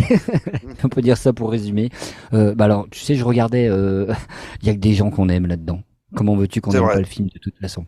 Euh, c'est vrai. donc Sarah Forestier, je sais pas comment la qualifier, elle est tellement belle, pulpeuse, folle, imprévisible. Enfin voilà, c'est un bout de femme que t'as jamais rencontré mais que tu rêves de croiser dans ta vie, quoi. C'est vraiment ça, Ouais, c'est vrai. totalement de nature. Et puis Gamblin qui est un petit peu l'opposé, hein. Moi de toute façon je l'adore, moi cet acteur, hein. C'est vraiment un acteur qui a un visage pourtant tu sais un peu plat, un peu avec des traits vachement tirés, mais qui est tellement expressif malgré tout avec son regard et tout ça. Moi c'est vraiment un acteur que j'apprécie énormément. Et puis bon voilà pour finir, il y a Zinedine Souel, Carole Franck moi que je connaissais un petit peu et que j'aime beaucoup aussi, Jacques Boudet que je connais que j'ai vu dans des voilà certainement dans des tout petits rôles, mais c'est pareil, c'est un mec qui attire de la sympathie. Enfin, je me faisais la réflexion, dans ce film-là, il y a que des gens qui sont cool. Et du coup, en plus, c'est un peu un film franchouillard, je sais pas si on peut dire ça comme ça, mais bon, Oui, c'est un peu la famille française, pas que française d'ailleurs, hein, mais bon voilà, faut pas trop révéler du film. Mais moi voilà, c'est vraiment encore une fois, tu vois, c'est un film que j'apprécie parce que ça traite un peu de sujets graves entre guillemets, en mélangeant deux familles différentes, un petit peu façon long fleuve, la vie est un long fleuve tranquille, mais avec des adultes, hein, plutôt, un petit peu entre guillemets. Et voilà, c'est tout ça. Je trouve ça très drôle, plein d'émotions, avec des super acteurs. Enfin voilà, je trouve qu'en plus c'est mené par une chouette musique de. Alors attends, j'avais noté Jérôme Bensoussan et David Evert, pardon. Enfin voilà, moi je trouve que il y a un peu la même réussite que je sais pas comment dire parce que c'est pas le même film, mais tu sais un peu la même réussite que qu'un héros très discret d'Audiard, tu vois. Ça me fait un petit peu le hum, même effet, un tout petit film, mais qui est excellent parce que il y a ouais, deux trois scènes anthologie, hein. Bon, la fameuse scène du métro, enfin voilà, elle est géniale cette scène-là. En y totalement. repensant, j'en rigole quand lui est à la caisse et qu'il est à voix passée comme ça au téléphone. Enfin bref, ne révélons rien parce que c'est vraiment un feel-good movie à la française. C'est exactement ça. J'adore ce film. Oui. Ah non, c'est un chef-d'œuvre de comédie française, de film social, et en plus, il y a vraiment de l'émotion dans ce film, parce que c'est un film, Le Nom des gens, le film porte bien son titre, c'est vraiment sur les origines, sur qu'est-ce qu'on devient quand on est né de parents qui viennent de là, de parents qui viennent d'ici, enfin bref, c'est assez passionnant, c'est ultra intelligent, le scénario est de Michel Leclerc et Baya Kasmi, c'est un couple à la ville et à l'écran, donc ils écrivent tout leur scénario à deux, et c'est vraiment brillant, quoi, c'est un film ultra brillant, moi je trouve que tout est fin, tout est léché, tout est intelligent, tout est drôle, tout est émouvant. Enfin, c'est vraiment la comédie parfaite, le film parfait à la française. Alors, tu as cité Sarah Forestier, Jacques Gamblin, Zinedine Soilem, Carole Franck, Jacques Boudet, Michel Moretti, on ne l'oublie pas, qui joue la mère de Jacques Gamblin, qui a des scènes assez bouleversantes aussi dans le film où elle doit aller à la mairie. Voilà, pour parler de ses parents et tout, c'est bouleversant. Moi, c'est un film qui me bouleverse autant qu'il me fait rire. Zinedine Soilem, il est aussi bouleversant que drôle dans le film. Il est absolument incroyable. Et Sarah Forestier, ben moi, voilà, c'est une de mes deux ou trois actrices préférées. Et ce film, elle est solaire, quoi. C'est un soleil absolu. Elle est extraordinaire. Elle est d'une vitalité, d'une puissance, d'un charisme. Elle est génialissime. Et Jacques Gamblin est le parfait pendant de ce rôle-là. Donc, c'est génial. Jetez-vous sur Le Nom des gens. En plus, il y a des scènes. Je trouve qu'il y a des micro-scènes dans le film. Par exemple, le père qui est fan de tous les petits gadgets modernes qui deviennent très vite ringards. Moi, je trouve ça absolument génial. Enfin, il y a plein de petites inventions dans ce film. J'en en dis pas plus parce que souvent on nous dit bah, on vous écoute puis vous parlez des meilleures scènes et tout. Donc là, on n'en dit plus rien. Le Mm. Nom des gens est le numéro un de cette année 2010. C'est un film qu'on adore tous les deux, Meryl, et je vais rappeler du coup le top de cette année 2010. Le nom des gens, Dans ses yeux, Catfish, Unsinkable, Dog Pound, Red, White and Blue, Holiday, Les petits mouchoirs en numéro 8. Le film dont tu voulais parler, mais pas moi, c'est Shutter Island. On a également parlé de Crazy Heart, on a également parlé de Quartier lointain, Protéger et servir, À bout portant. Le bruit des glaçons, The Ghostwriter et In the Air. Voilà Meryl. Une belle année 2010, une incroyable même année 2010. Je trouve qu'il y a eu beaucoup, beaucoup de bons films. Et là, moi, je suis en train de, tu vois, de regarder les films pour les podcasts de 2011-2012. Il y a encore des gros films qui arrivent. Donc, on va se régaler dans cette décennie 2010. Je t'avais dit, quand on a fini les années 2000, ouais, 2010, c'est pas terrible. Hmm. Et en fait, tu vois, je suis vraiment un vieux con parce qu'en fait, il suffit de regarder les films pour s'apercevoir que chaque année recèle sur l'autre pépite, quoi. Ouais, on est vraiment deux vieux cons parce que moi je te croyais aussi, alors que je n'arrête pas de mettre des films de côté. Si je prends cette année-là, franchement, j'ai au moins 6 films que j'ai découvert ou redécouvert et que j'ai mis dans ma liste de pépites, quoi. C'est, non, non. Les années 2000, il y a vraiment beaucoup de choses intéressantes. J'en suis ravi. En tout cas, Meryl, voilà, c'était un plaisir. On s'est régalé à parler de ces films de ces années, de cette année 2010. On fera 2011 beaucoup plus vite que là. On fera une pause moins longue, hein. Je crois qu'on va le faire dans quelques jours, dans quelques semaines maximum. Tout à fait. Bon, parfait. Meryl, il est assez tard. On s'est régalé en tout cas avec ce podcast de 2010. Merci à vous de nous suivre. Alors, je sais que pour des gens, ils font ça en une vidéo, en 1 heure. Nous, on vient de dépasser les 16 000 vues sur notre modeste compte YouTube. On est ravis. Donc, merci à vous de nous écouter. Je sais que des fois, on a des retours avec des gens qui nous disent merci pour toutes ces recommandations et tout. Mais merci à vous de nous écouter. Ça fait toujours plaisir. Meryl, à très vite pour 2011. À très vite pour 2011 et à très vite pour tout le reste. Ciao, Meryl. Salut César.